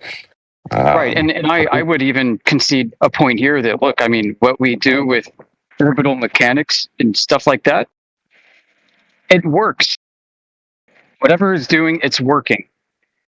It's kind of like how the Niels Bohr model works for understanding the structure and behavior of an atom. But it's not the only way to interpret. It's kind of like like Gaussian spheres for describing like charge and direction momentum of like freaking dipoles behavior around a nucleus. Crap, like it's a mathematical structure that freaking works. Is that really what it is? Are these things actually like spheres? I don't know. I mean, I would want to figure that out, though. So, these are all interpretive frameworks, and there are other ways to interpret these things. I get it, but those are interpretive frameworks, and then there was an entire community that says, okay, well, I don't agree with this interpretation, and I'm going to try to answer that question and figure out what's actually going on here. Like a laser measurement over flat terrain. I understand, but I'm saying, quote unquote, you just said orbital mechanics, right? If it's just a model that works, wouldn't you want to figure out, if you don't agree with it or it doesn't, make sense with the rest of your stuff? I mean, obviously. But why wouldn't you? I don't understand. I guess there's social pressure to not ask questions. There absolutely is social pressure here regarding this topic. Oh my gosh. I mean, the whole world thinks that the FE community is a bunch of Riris. And for the vast majority of them, they might not be wrong. I really don't like what I see regarding this topic on TikTok and other platforms. Well, that's just people in general, though, isn't it? From both sides. That is just people in general. Yep. But the preponderance of FE content out there is really ridiculous, and so there's already an aversion for anyone to want to take this seriously to begin with. Wouldn't that be? I mean, I guess that makes sense. Yeah, I mean, it's subject to ridicule, right? I mean, some of us came into this community thinking this is some gigantic, big mega troll thing, and would LARP as FE people. I mean, and then come to find out, wait, this is actually for real. And then you go do your own observation one time, and now you're like, hold on a second. What the F? I don't know. I hate because I really enjoy talking to y'all, and yeah. I get my coworkers think I'm fucking nuts for even humoring y'all with like not my presence, but just there's like, your my answer, attention and energy. Even you're being socially pressured to stop engaging with us.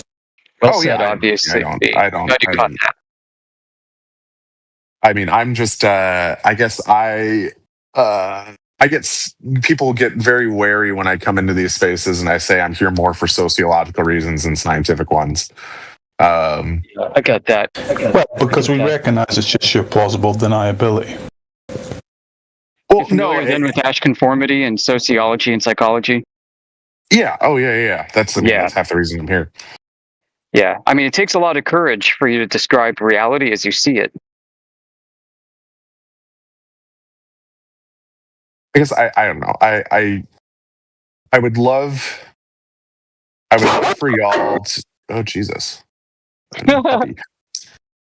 I don't know. I feel like I would be interested in seeing how y'all's efforts toward modeling and figuring out what you believe continues to develop over the next couple of years here, because it's a very dynamic time in the FP community.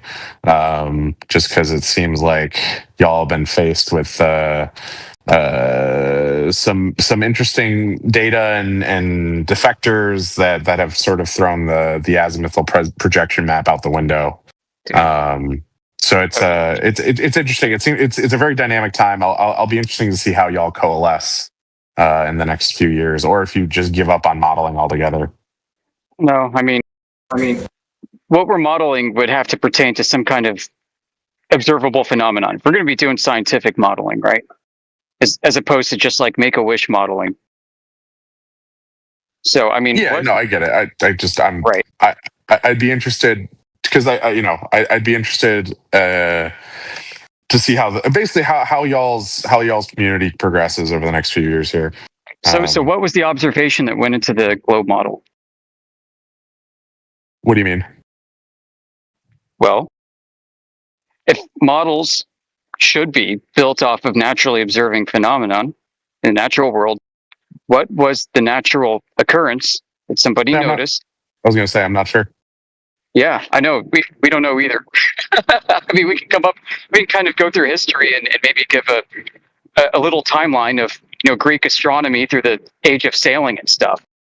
But I mean, it's been weird, dude. This is one of these things. Listen, we ask for curvature measurements, and we know damn well it's impossible to find. Some of us with access to academic tools, like LexisNexis or whatever the hell it's called today, have gone in and tried to find that measurement. And you go from department to department to department, interdisciplinary across departments, and it's like playing hot potato. Everybody thinks everybody else has that measurement at some point. I guess it's just so fundamental, right? Like the rest of it predates academic documentation. It could, and fine, but dude, we go out and we measure it. If you're like, well, we can't measure it. We can't measure the globe.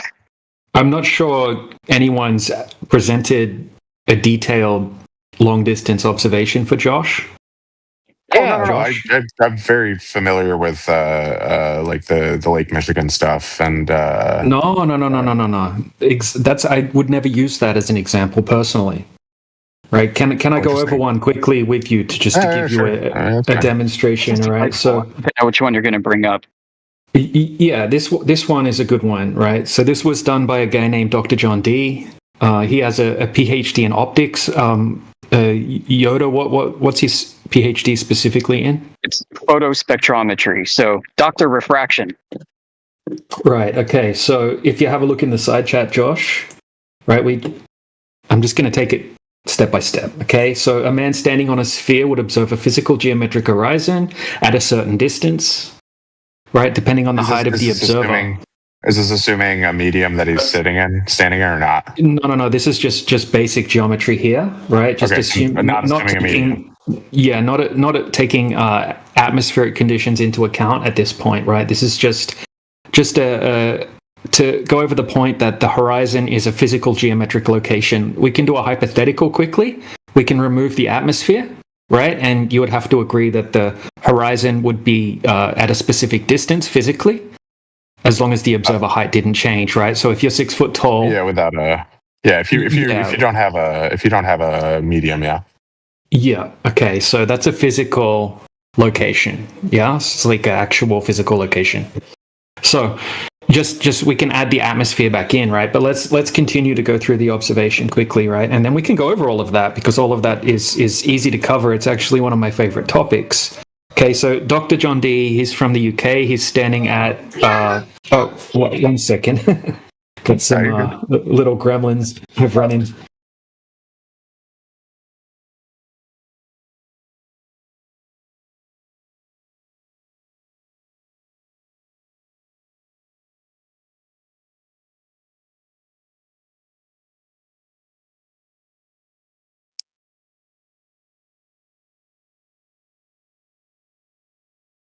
Sorry about that.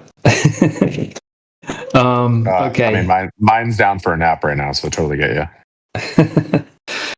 All right. So Dr. John Dee, right? He's at the beach in the UK, and he's at a location where he's standing on the beach, and he's set his camera height up at 3.5 foot on a tripod just next to the surface of the water, and he's looking out at a wind farm called Rampion Wind Farm. Okay, so I'll just keep an eye on the side chat, right? Because I'm just adding slides. Okay, so there's the wind farm. And in the next slide, you'll see that we have a series of wind turbines that he's going to be observing, right? So it's the ones that are highlighted in red. Okay, so the closest one is 8 miles, and the furthest one is 11.2 miles. Okay, so I'm just going to post just a clip, right? So this is all out of a full-length, high-definition video that he goes over everything in extreme detail. But here's a clip from the video, okay? So he's got his camera set up. Yeah, he's got his camera set up at 3.5 foot, which is 1.07 meters, and he's basically looking out. So we can see the water basically going out. We can see it extending beyond the bases of the wind farms, and we can actually see a little boat beyond the wind farm. Okay, that boat's called the Shetland Trader, and that was tracked on Shipping Radar. Okay, so that's about 14 miles away, that boat. All right, so let's just quickly go over some basic math here. Okay, so any Earth curvature calculator will come up with the same result. So here's a screenshot from one. Okay, so we have the eyesight level at 3.5 foot, right? That would make the distance to the horizon 2.29 miles. And we have the target as the 11.2 mile wind turbine. Okay, so that's the one on the far right, number 6. Okay, so that should be obstructed by 52 feet, okay, behind the 2.2 mile horizon. Assuming no medium. Yeah, we're going to go over all of that. Okay, so this is just the physical obstruction, right? We can still be in the hypothetical of no medium at this point. Okay, so what we can also notice in the observation is we don't have any waves, right? It's a very clear day, and we don't have any obvious miraging effects taking place, right? We don't have any Fata Morgana, superior miraging, we don't have any inferior miraging or anything like that happening, right? Because they have obvious characteristics. So what we see is a very clear day, and if we have a look at a close-up photo, right, so it's low tide here, and we can see the little black portions of the wind turbine towers. Okay, so here's a close-up photo. Yeah, so it's the black bit, right? Obviously, the water's corroded off the yellow paint, and when it's low tide, you can see the black portion. Okay, so yeah, we don't have any obstruction. Okay, so we can add the atmosphere back in. I don't like the term atmosphere, but let's just go with it for now. Okay, adding that back in isn't going to allow. It's literally impossible, right? For all of a sudden, you're just adding in the air, and all of a sudden, it flattens out this entire section of the Earth completely. I wouldn't. It's not the air that matters. It's the water that's in the air. Yeah. So that's all part of the air, right? No, I mean it's not the oxygen, right? It's not the oxygen or the nitrogen. It's the vapor of H2O that's in the air that the light beams are interacting with. Okay, so what would your explanation of this be? Oh, that the light is not straight. Okay, so how would that mechanism work, right? How is the bending light flattening out the entire portion of the Earth that we can see? It's not flattening out the Earth. It's well, that's what we can see. The light is curving. Well, no, actually, according to the GlobeSide, they say that there's so much refraction happening that it's essentially making the Earth appear as flat, right? Because there's so much refraction happening near ducting, is what the claim would have to be in this situation. But we have almost uniform water temperature and air temperature. What do you think what's the mechanism, according to the GlobeSide, that would cause the light to bend? It's just the water. No, it's not the water, right? That's not what it would be, right? It's the temperature. Well, the water in the air is what's causing the light to move, but it's the temperature variations in the air that change that create these the temperature bands, just like I said, right? The temperature is the primary altered medium. Have to be non-uniform too, right? Yeah, so what the meteorological conditions that would have to be present to cause extreme refraction, right? It's impossible considering we don't see any miraging effects, right? We have almost uniform water temperature and air temperature, right? The air temperature is around 21 degrees and the water temperature is around 18 degrees, right? So you're not going to have this. Yeah, go ahead. I was going to say the air temperature. You can't. It's not a uniform value. It's a gradient as it approaches the water surface. Right. So the gradient that you would have to be able to explain this particular situation would have to be extreme, right? We're not seeing extreme refraction in this, and he also goes there on different days, and he's consistently able to see this distance. Right? It's not like he goes there on one day and all of a sudden the horizon's at 2.29 miles. Okay, so this is the way it works. They say, right, they beg the question and they give a K factor. Okay, so the K factor is between 0 and 1. Okay, they say standard atmospheric refraction is 0.13 to 0.17, which essentially increases the size of the globe, right, due to refraction. Okay, so that would be about 8% that you would see beyond the curvature of the Earth. So that would extend the horizon distance about 8%. Not thousands of percent, just 8%.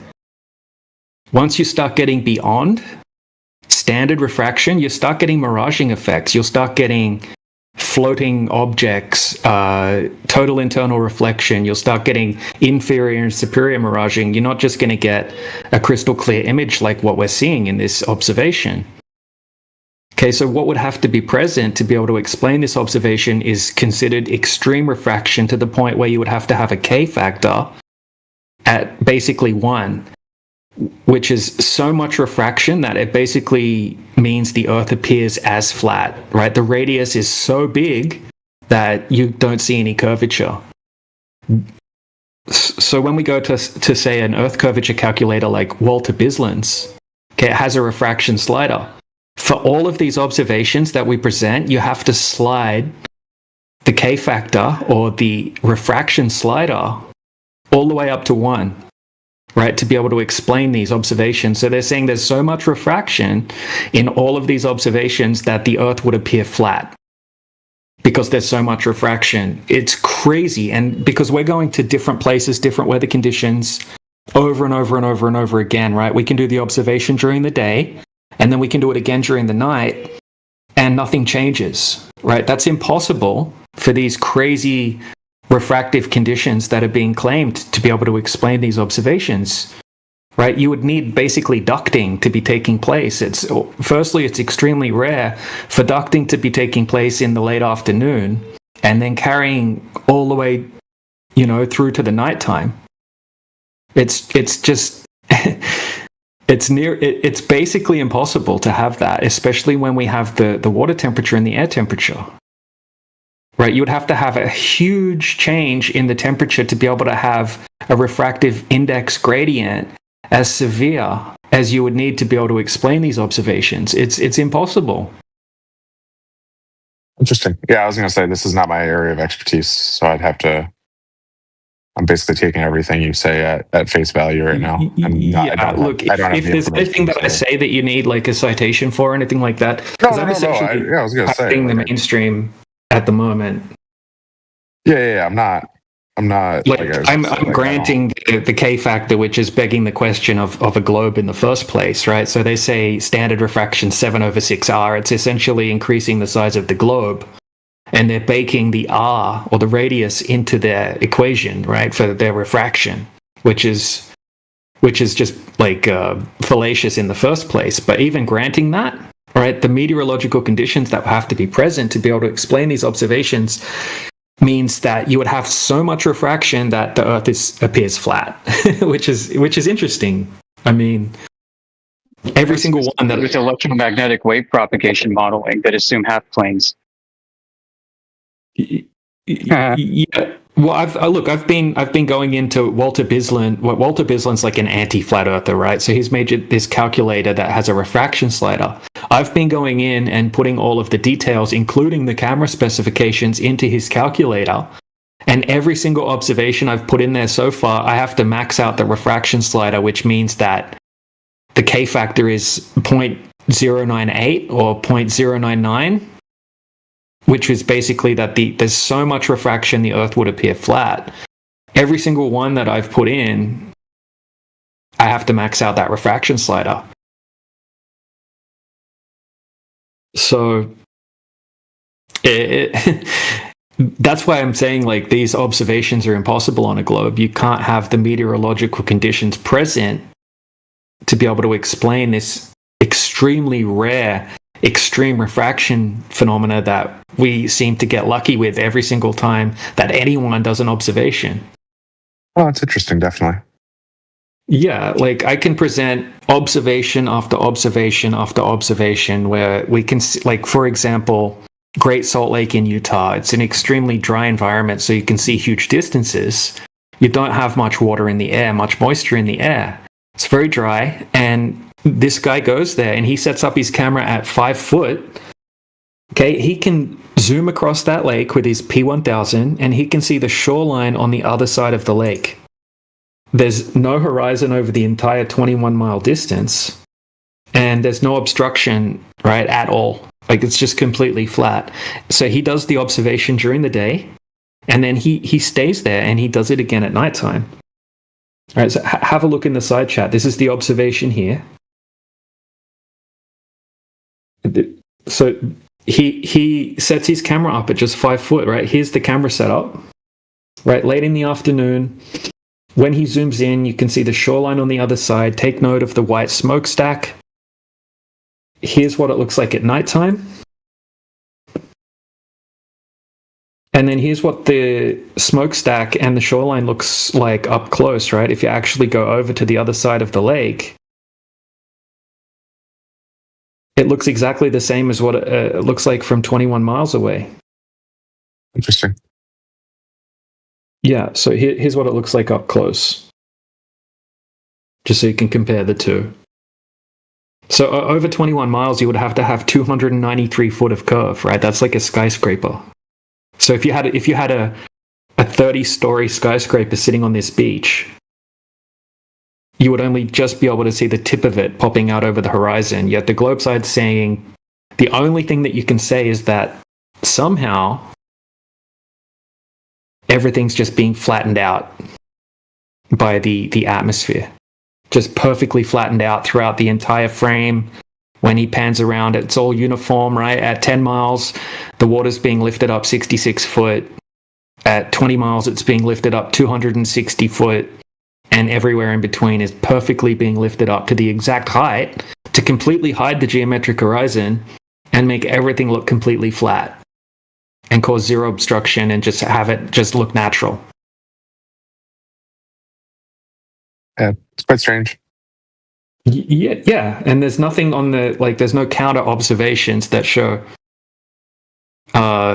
look, here, all of a sudden on this day, it matches up with the curve, right? You can actually go to this location here on the Great Salt Lake, and you can drag the little yellow man on Google Maps down onto the shoreline, and there's about 20 people that have taken photographs from there. And you can see an island in every single photograph that's over 50 kilometers away that should be completely hidden by the curvature of the Earth. But every single photograph, whether it be a photograph from 2019, 2018, different seasons, different weather conditions, you can see the 50 kilometer island on every single one.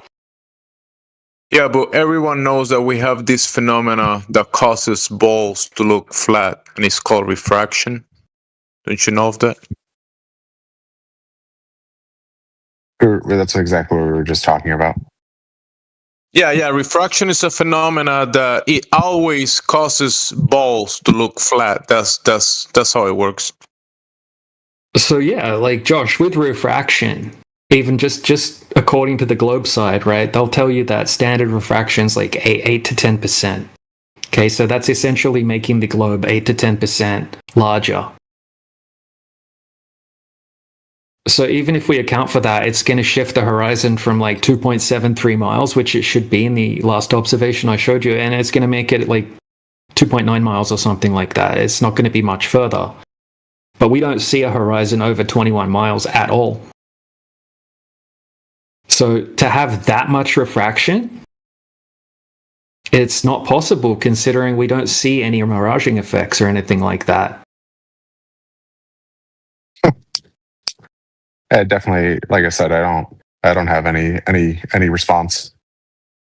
Yeah, look, there really isn't any.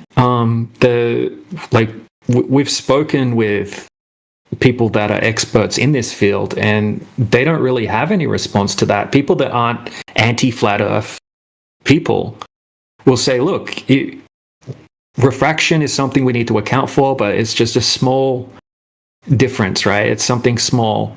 If you can show me observations beyond that, right, that won't be able to be explained by atmospheric refraction, as they call it.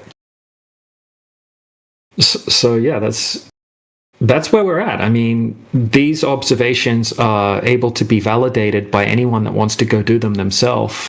And I actually heard these arguments back in 2017 and 2018, and I used to live on the biggest saltwater lake in Australia called Lake Macquarie.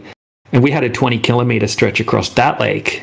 And I was able to go out quite often on my boat and zoom across the lake and see the white sand shoreline on the other side. Not one time did I ever zoom across and wasn't able to see the shoreline on the other side. I think I did it at least 20 times.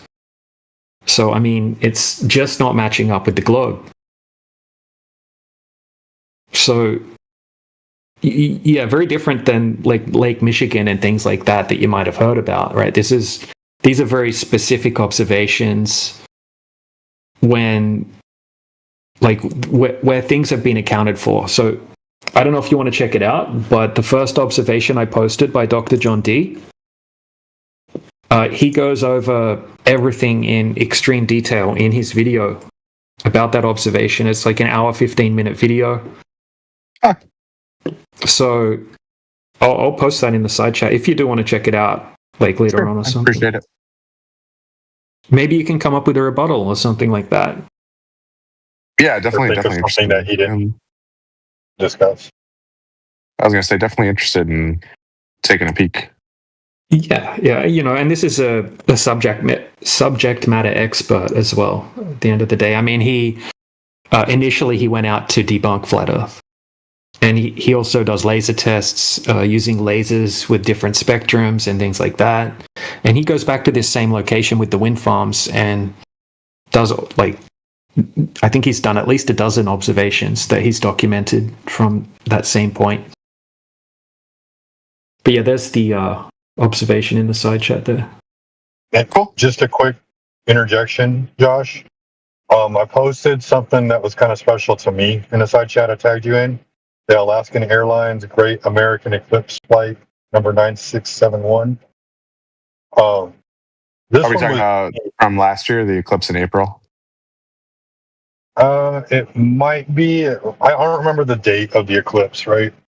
April 28th, apparently these airliners, they go up and they do this all the time during eclipses. They host specific flights to fly in the path of the eclipse. Yeah. So this one was a commercial for a specific one. And this one's a minute long, but there's another one that's like 3 minutes and 40 seconds long, I think. And this one was special to me because, like, when I was watching it, I just wanted to watch it to see what it was. I was already a flat earther, but I just wanted to see what was going on. And what caught my eye was, like, in the video, before the eclipse portion's happening, the Earth kind of looks like it has a little curvature based off of the lens. But when they fly into the path of totality of the eclipse, if you look for a moment when it's completely, like, almost blacked out, the horizon actually goes really flat. Oh, interesting. Despite the camera remaining the same, like they didn't pan to another camera or anything like that. It just appeared that way because of what was being lit up. And then once everything dimmed out, it just looks like a real thin line for the horizon all the way across that seems to be flat. And I thought that was interesting because everybody on that flight was so amazed flying into the path of totality for the eclipse that I guarantee you none of them thought, oh my God, the horizon's flat. Interesting. That's only a minute long. This is something I've been kind of bringing into the conversation lately. I think, DJ, you said you liked this observation before. It's unique. Most people haven't seen it before, but super cool. I'll see if I can find the video clip. I clipped like 6 seconds of it. I appreciate it. Dim it down for everybody, but it's at the very end. It's like the last 7 seconds of the video.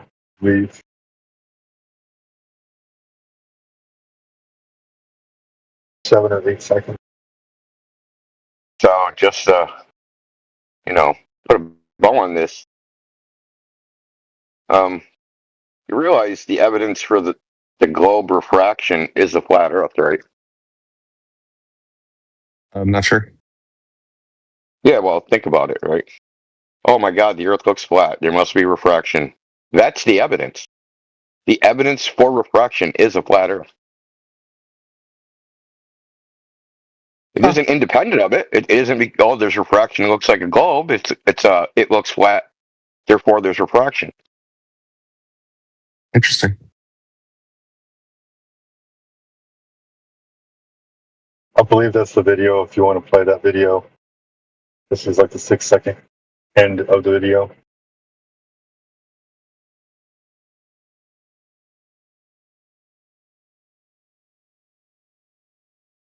I appreciate the candor, y'all.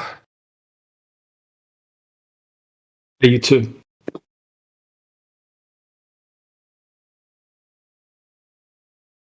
I definitely got some stuff to check out.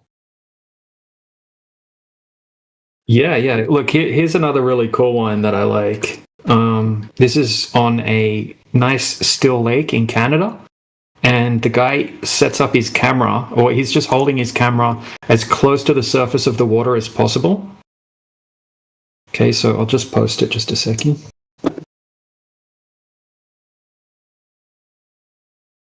So once again, here we have completely different weather conditions, different location.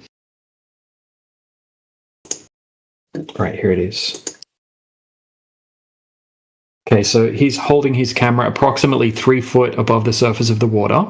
And when he zooms in, you'll see two little rocky peninsulas on the right-hand side of the frame. Okay, the second rocky peninsula that you can see in the distance is 13.8 miles away. Now, based on the globe math, right, that geometric horizon would have to be at 0.6 miles, kind of like where that red line's drawn approximately.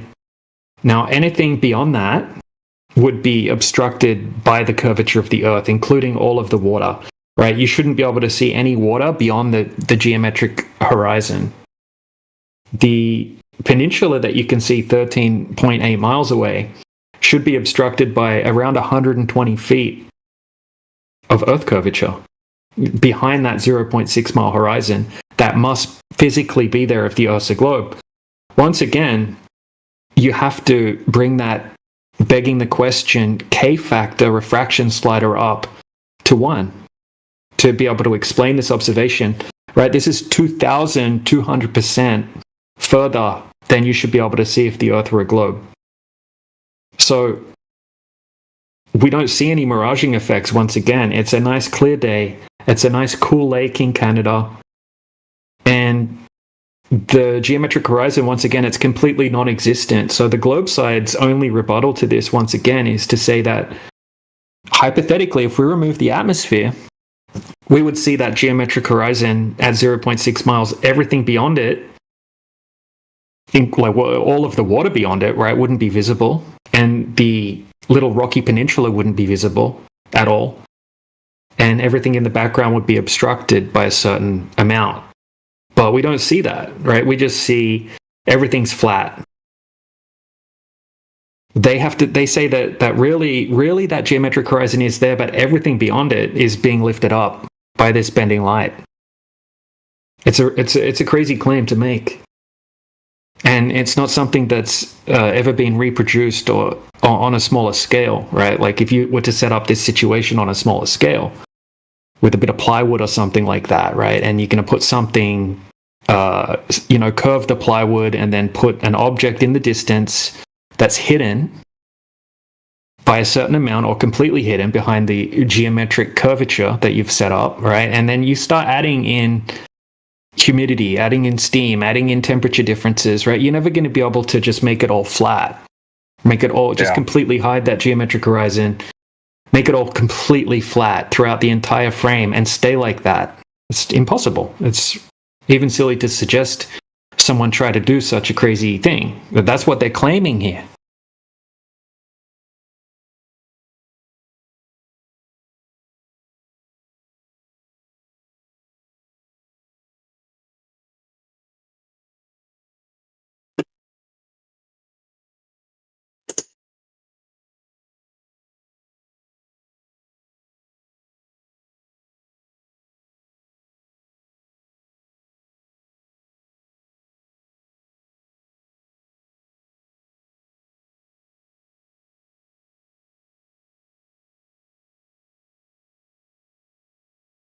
All right, one more quickly, since it's quiet. Right, so let's go to a completely different environment. Right now, we're going to go to the ocean, where we have in California, where we have completely different weather conditions. So in this one, this guy has set his camera up at 8 foot above the surface of the water. He's just standing up the beach a tiny little bit. Just a second, I'll post it. Whoops.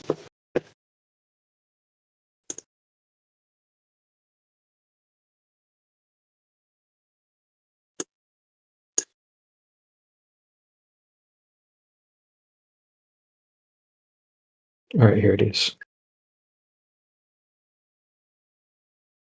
All right, so this is all, once again, this is all from a full-length high-definition video. So this is just a clip that's been taken out of it. So he's set his camera up at 8 foot. So this one's actually not in the afternoon. This is done early in the morning, just after sunrise, or around that time. So yeah, he's set his camera up at 8 foot, and then we have a couple of oil platforms that you can see The purpose of the oil platforms is so we know the distance of the horizon approximately. Okay, so the second oil platform is called Platform Habitat, is 10.1 miles away, and we can see the horizons well beyond Platform Habitat. So if we do the math right now, right, that physical geometric horizon must be at 3.46 miles. Has to be there, right? We can do the hypothetical again. We've taken away the atmosphere.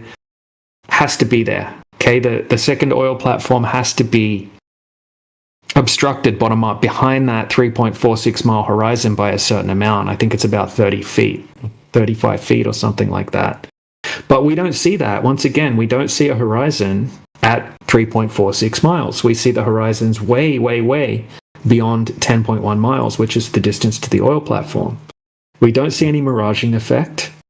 And in this one, we can actually see the lights on the oil platform glistening on the water just directly below the oil platforms. Right? That's another debunk for the globe. So these are endless, these observations. This guy alone on this YouTube channel, I'll post the full video for this one as well. But he has tons and tons of different observations from this same location where he goes up to 70-foot observer height and he's zooming out and he can see things that are such a huge distance away that it's impossible on the globe. And then he goes down, he does it at 30 foot, he does it at 8 foot, he does it at 1 foot. Different days, different times of the day. Not one of them anywhere close adds up to what you should see on a globe. Nowhere near. Yeah. So that's what we're looking for. So, you know, that's interesting. Yeah. Like we're going to need the Earth curvature to exist to be able to have all of the interesting claims that you've been making, which I find them interesting. I can't debate you on those particular claims because that's your area of expertise. But I do know that it does require the Earth to be a globe if those claims are correct. And hopefully you can see where I'm coming from with the long distance observations showing that, look, we're not finding that globe in the first place. Yeah. No, agreed. I was gonna say I'll just take a look because it's not something I take at all.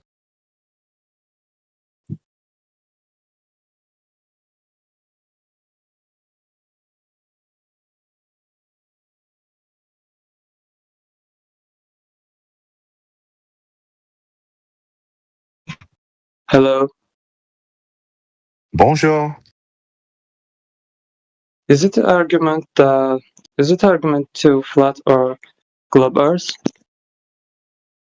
Yeah. What's up, man? Welcome to the channel. So, have you looked into this topic before? No. Yeah. Okay. Have you heard about flat Earth before? No. Really? You've never heard about flat Earth? I think I heard. Please. Yeah. Yes, I'm beginner in English. I can't speak fluently, and sometimes I trouble to understand what you're talking about. But that's okay, man. Like, this is the English Hub server, so that's to be expected. And yeah, this is a good place. You can learn English and learn about the Earth at the same time. So, welcome to the channel. If you have any questions about the topic, feel free to ask. Right, we got a whole bunch of flat earthers and globe earthers in the panel right now. So, if you have any questions and you want to practice your English and learn at the same time, let us know. Otherwise, you're more than welcome to just listen to the conversation.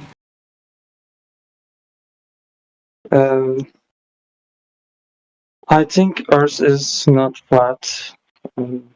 What do you think?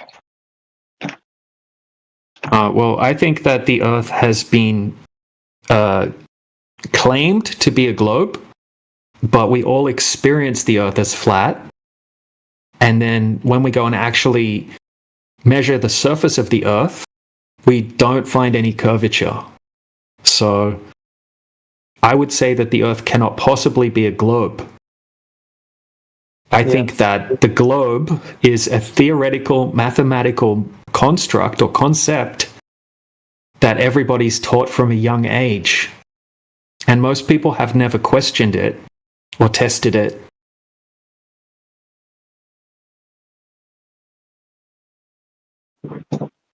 So, do you think that you know that the Earth is a globe as a fact? Or is it something that you believe because you were taught that when you were growing up and at school? No, I think that before, because, for example, climb a tower and you will see a little farther, but you will not see other side of the world. That's correct. Places know we know to exist. Right. So, if you look out in the distance, right, you're going to see a horizon, right? Yeah. And if you go higher, it's going to extend the distance to the horizon. You're going to be able to see further if you go higher up. So that would work on a globe, and it would also work on a flat surface, right? If you go up higher, you're going to be able to see further because you're going to increase your angle of view to the horizon. Okay, so that the horizon's the maximum distance that you can see where the sky and the ground appear to meet. It's a product of perspective, and also the weather conditions are going to play a role in that. But the reason that we can't see forever, right? Let's just say that the Earth was flat. You're not going to be able to see an infinite distance because of perspective, and also because the air is opaque over distance. So opaque means the air is not completely clear. So you have particles in the air, you have pollution and dust and all kinds of things like that. So you have a visibility rating. The maximum distance that you could ever see through the medium of air is 200 miles or 300 kilometers. But if you check the weather report, most often it's only about 20 kilometers, 30 kilometers, something like that, right? Like it's a nice clear day where I am right now, but if I check the visibility rating, it'll be about 15 kilometers usually when I check it. So you can't see beyond that. Think about it, right? Like if you go up on a high mountain and you're looking out over more mountains in the distance, every mountain that's further away becomes less visible. And then it just kind of fades off into the opacity of the atmosphere. So you can't see forever because of the air is not completely clear, and because of perspective, and also when things are further away from you, they become too small for the human eye to resolve.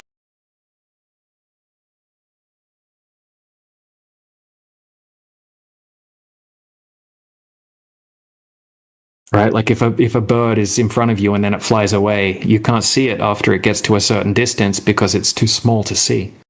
Right? That same rule applies for everything.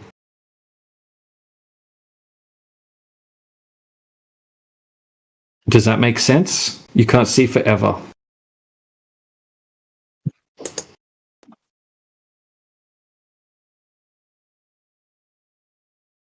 Anyway, hopefully that wasn't too much information.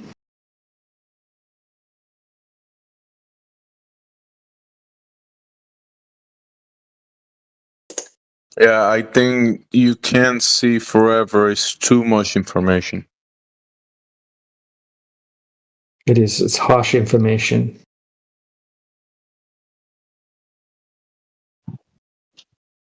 Thank you for information. No, that's okay, bro. Hey, which country are you from? No, Azerbaijan. Ah, cool. Yep, I've never been there. And you? I'm from Australia, but I live in Europe, in Poland at the moment. Good. I know Australia. Yeah, it's a nice country.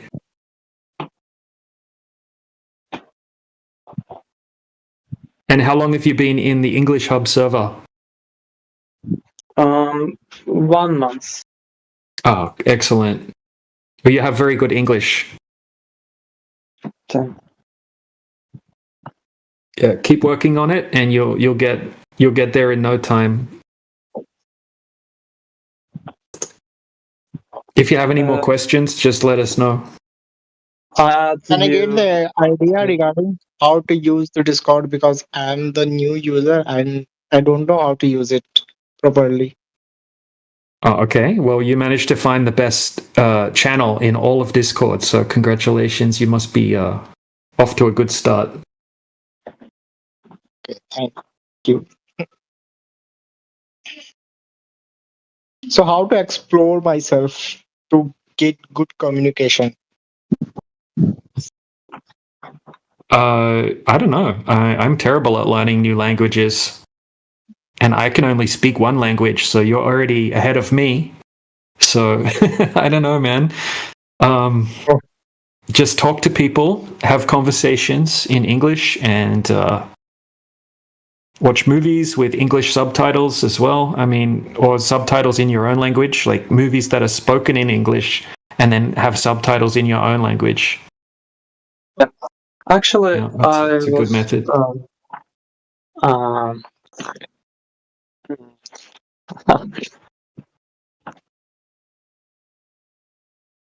I was practicing English since 5 years old, but educational system is not successful. It cannot teach us English and cannot teach us how to speak English fluent. They are just learn to us grammars and vocabulary, but it doesn't useful for conversation. Yeah, no, I gotcha. Yeah, that's all right. You're doing well. Whatever you've done, it's good. Just keep practicing. I send you friend request.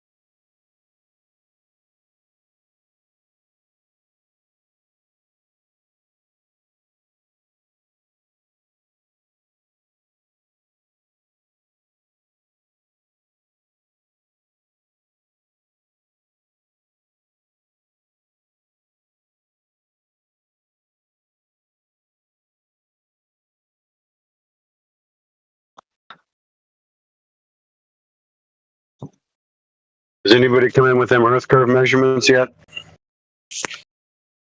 Yeah, we did. I just presented a whole stack of them.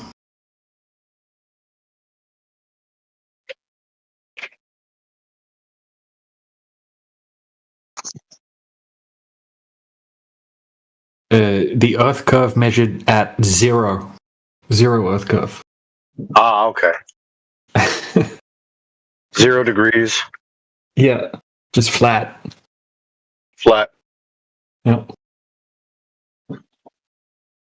So in all of human history, the amount of Earth curve that has been measured is exactly 0. Yeah. Precisely 0. Yep.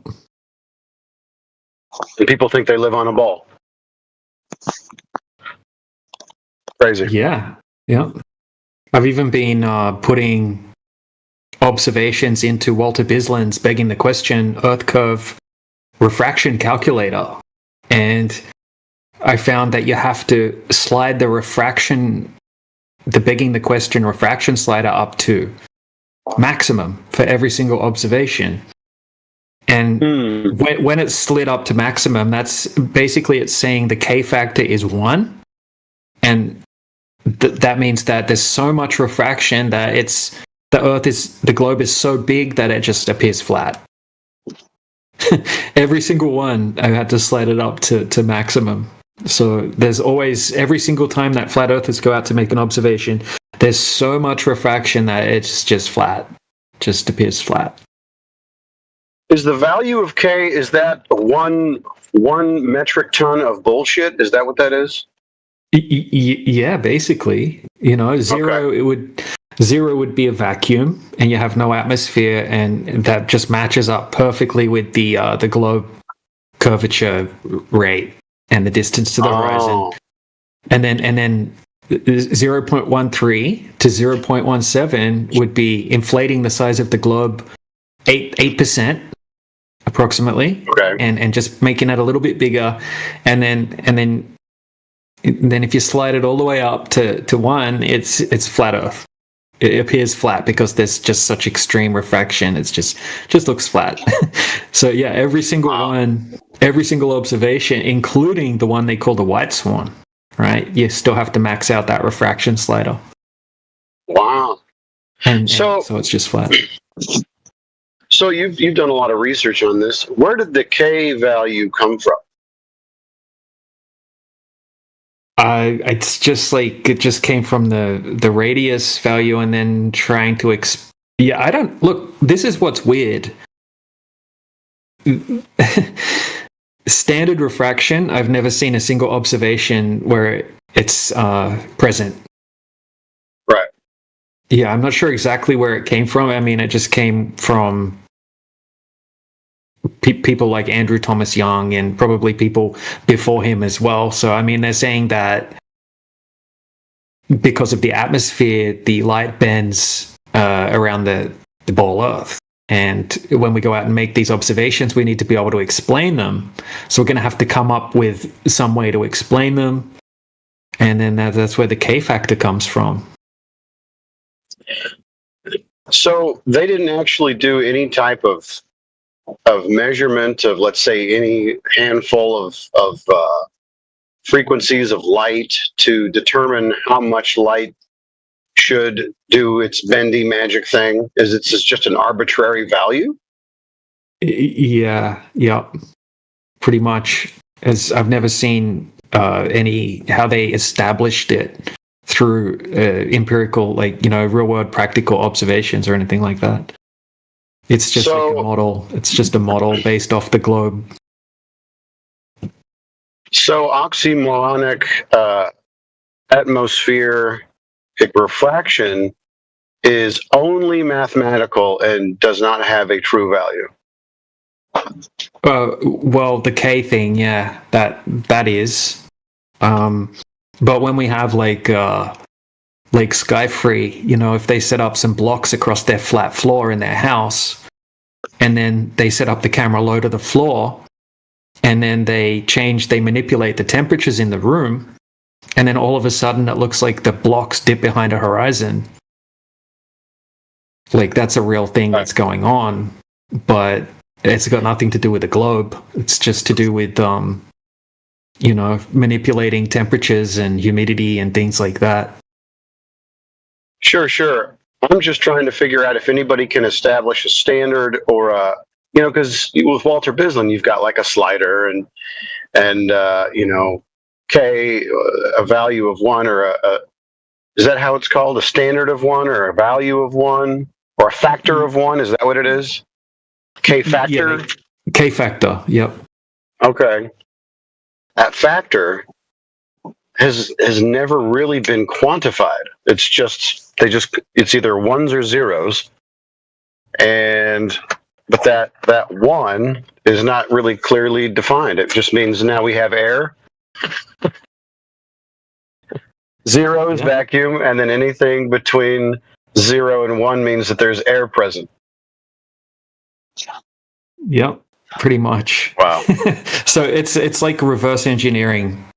So if you see an observation and the horizon's like 6 miles away, where it should be 1 mile away, that would make the K factor a certain, K point 0.48 or whatever it is, for that to be able to explain that. And then you slide the refraction, begging the question, reverse engineering, slide it to that point, and you say, look, see, this works on a globe. I mean, ultimately, that means that they would have had to have measured Earth curve in a vacuum, right? To have anything beyond that.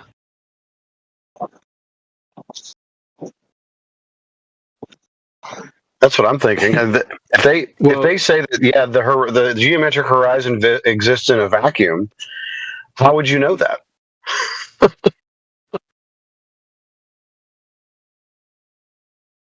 Yeah, it's ridiculous. It really is.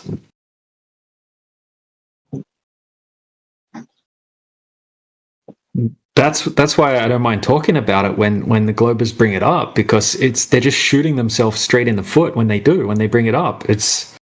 They don't realize it. This is true. Do we have anybody who believes in the heliocentric religion that would like to help us understand? Maybe we're misunderstanding this. Did somebody measure Earth curve in a vacuum? How about you, Panda? Did that happen? Well, currently I'm just listening. I was just like finishing watching a live stream of Dr. Blitz obliterating. Oh my God! It's Rugapesa. Look out! Oh, is that who it is? It's Rugapesa? Yeah. Oh. So Rugapesa, did anybody measure the Earth curve in a vacuum? Again, what I just said, I was watching a live of Dr. Blitz annihilating a flat earther, AV, and then right. But obviously, I'm asking you a quick question. You can hit pause on the video, right? Did anybody measure Earth curve in a vacuum? Yeah, but before I will answer the question, but before that.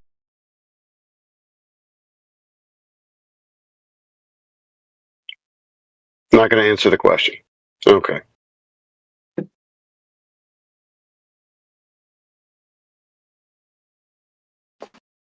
It's funny how he always has sarcastic remarks, But he never actually has an answer to a question.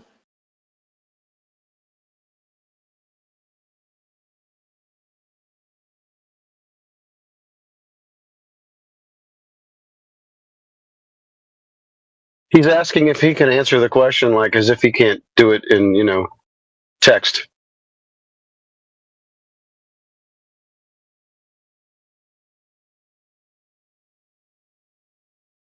That's the intellect we're dealing with. How do I answer a question without speaking?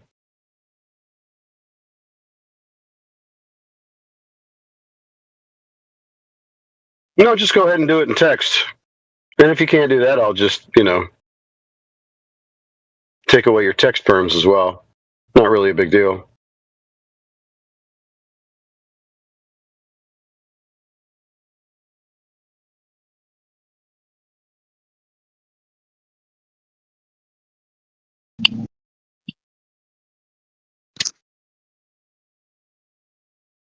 Hey, can you unmute Panda? Me and him were having a conversation like 2 hours ago, and he said he had the evidence. He said he's busy watching a video, so he can't speak about it. Apparently, he can't hit pause, and now he doesn't know how to text. Now he thinks this is some kind of negotiation. No, Panda, this is not a negotiation. You can answer in text, or I'll just take away that ability as well, because everybody here is, aware that you're not here on good faith. I wonder if Panda, can you answer in just yes or no in the text chat? Are you 100% sure that you have hands? Because Dr. Blitz he's not sure if he has hands or not, right? So are you 100% sure that you have hands, yes or no? Yes, you are 100% sure that you have hands, right? So you're going against Dr. Blitz right now.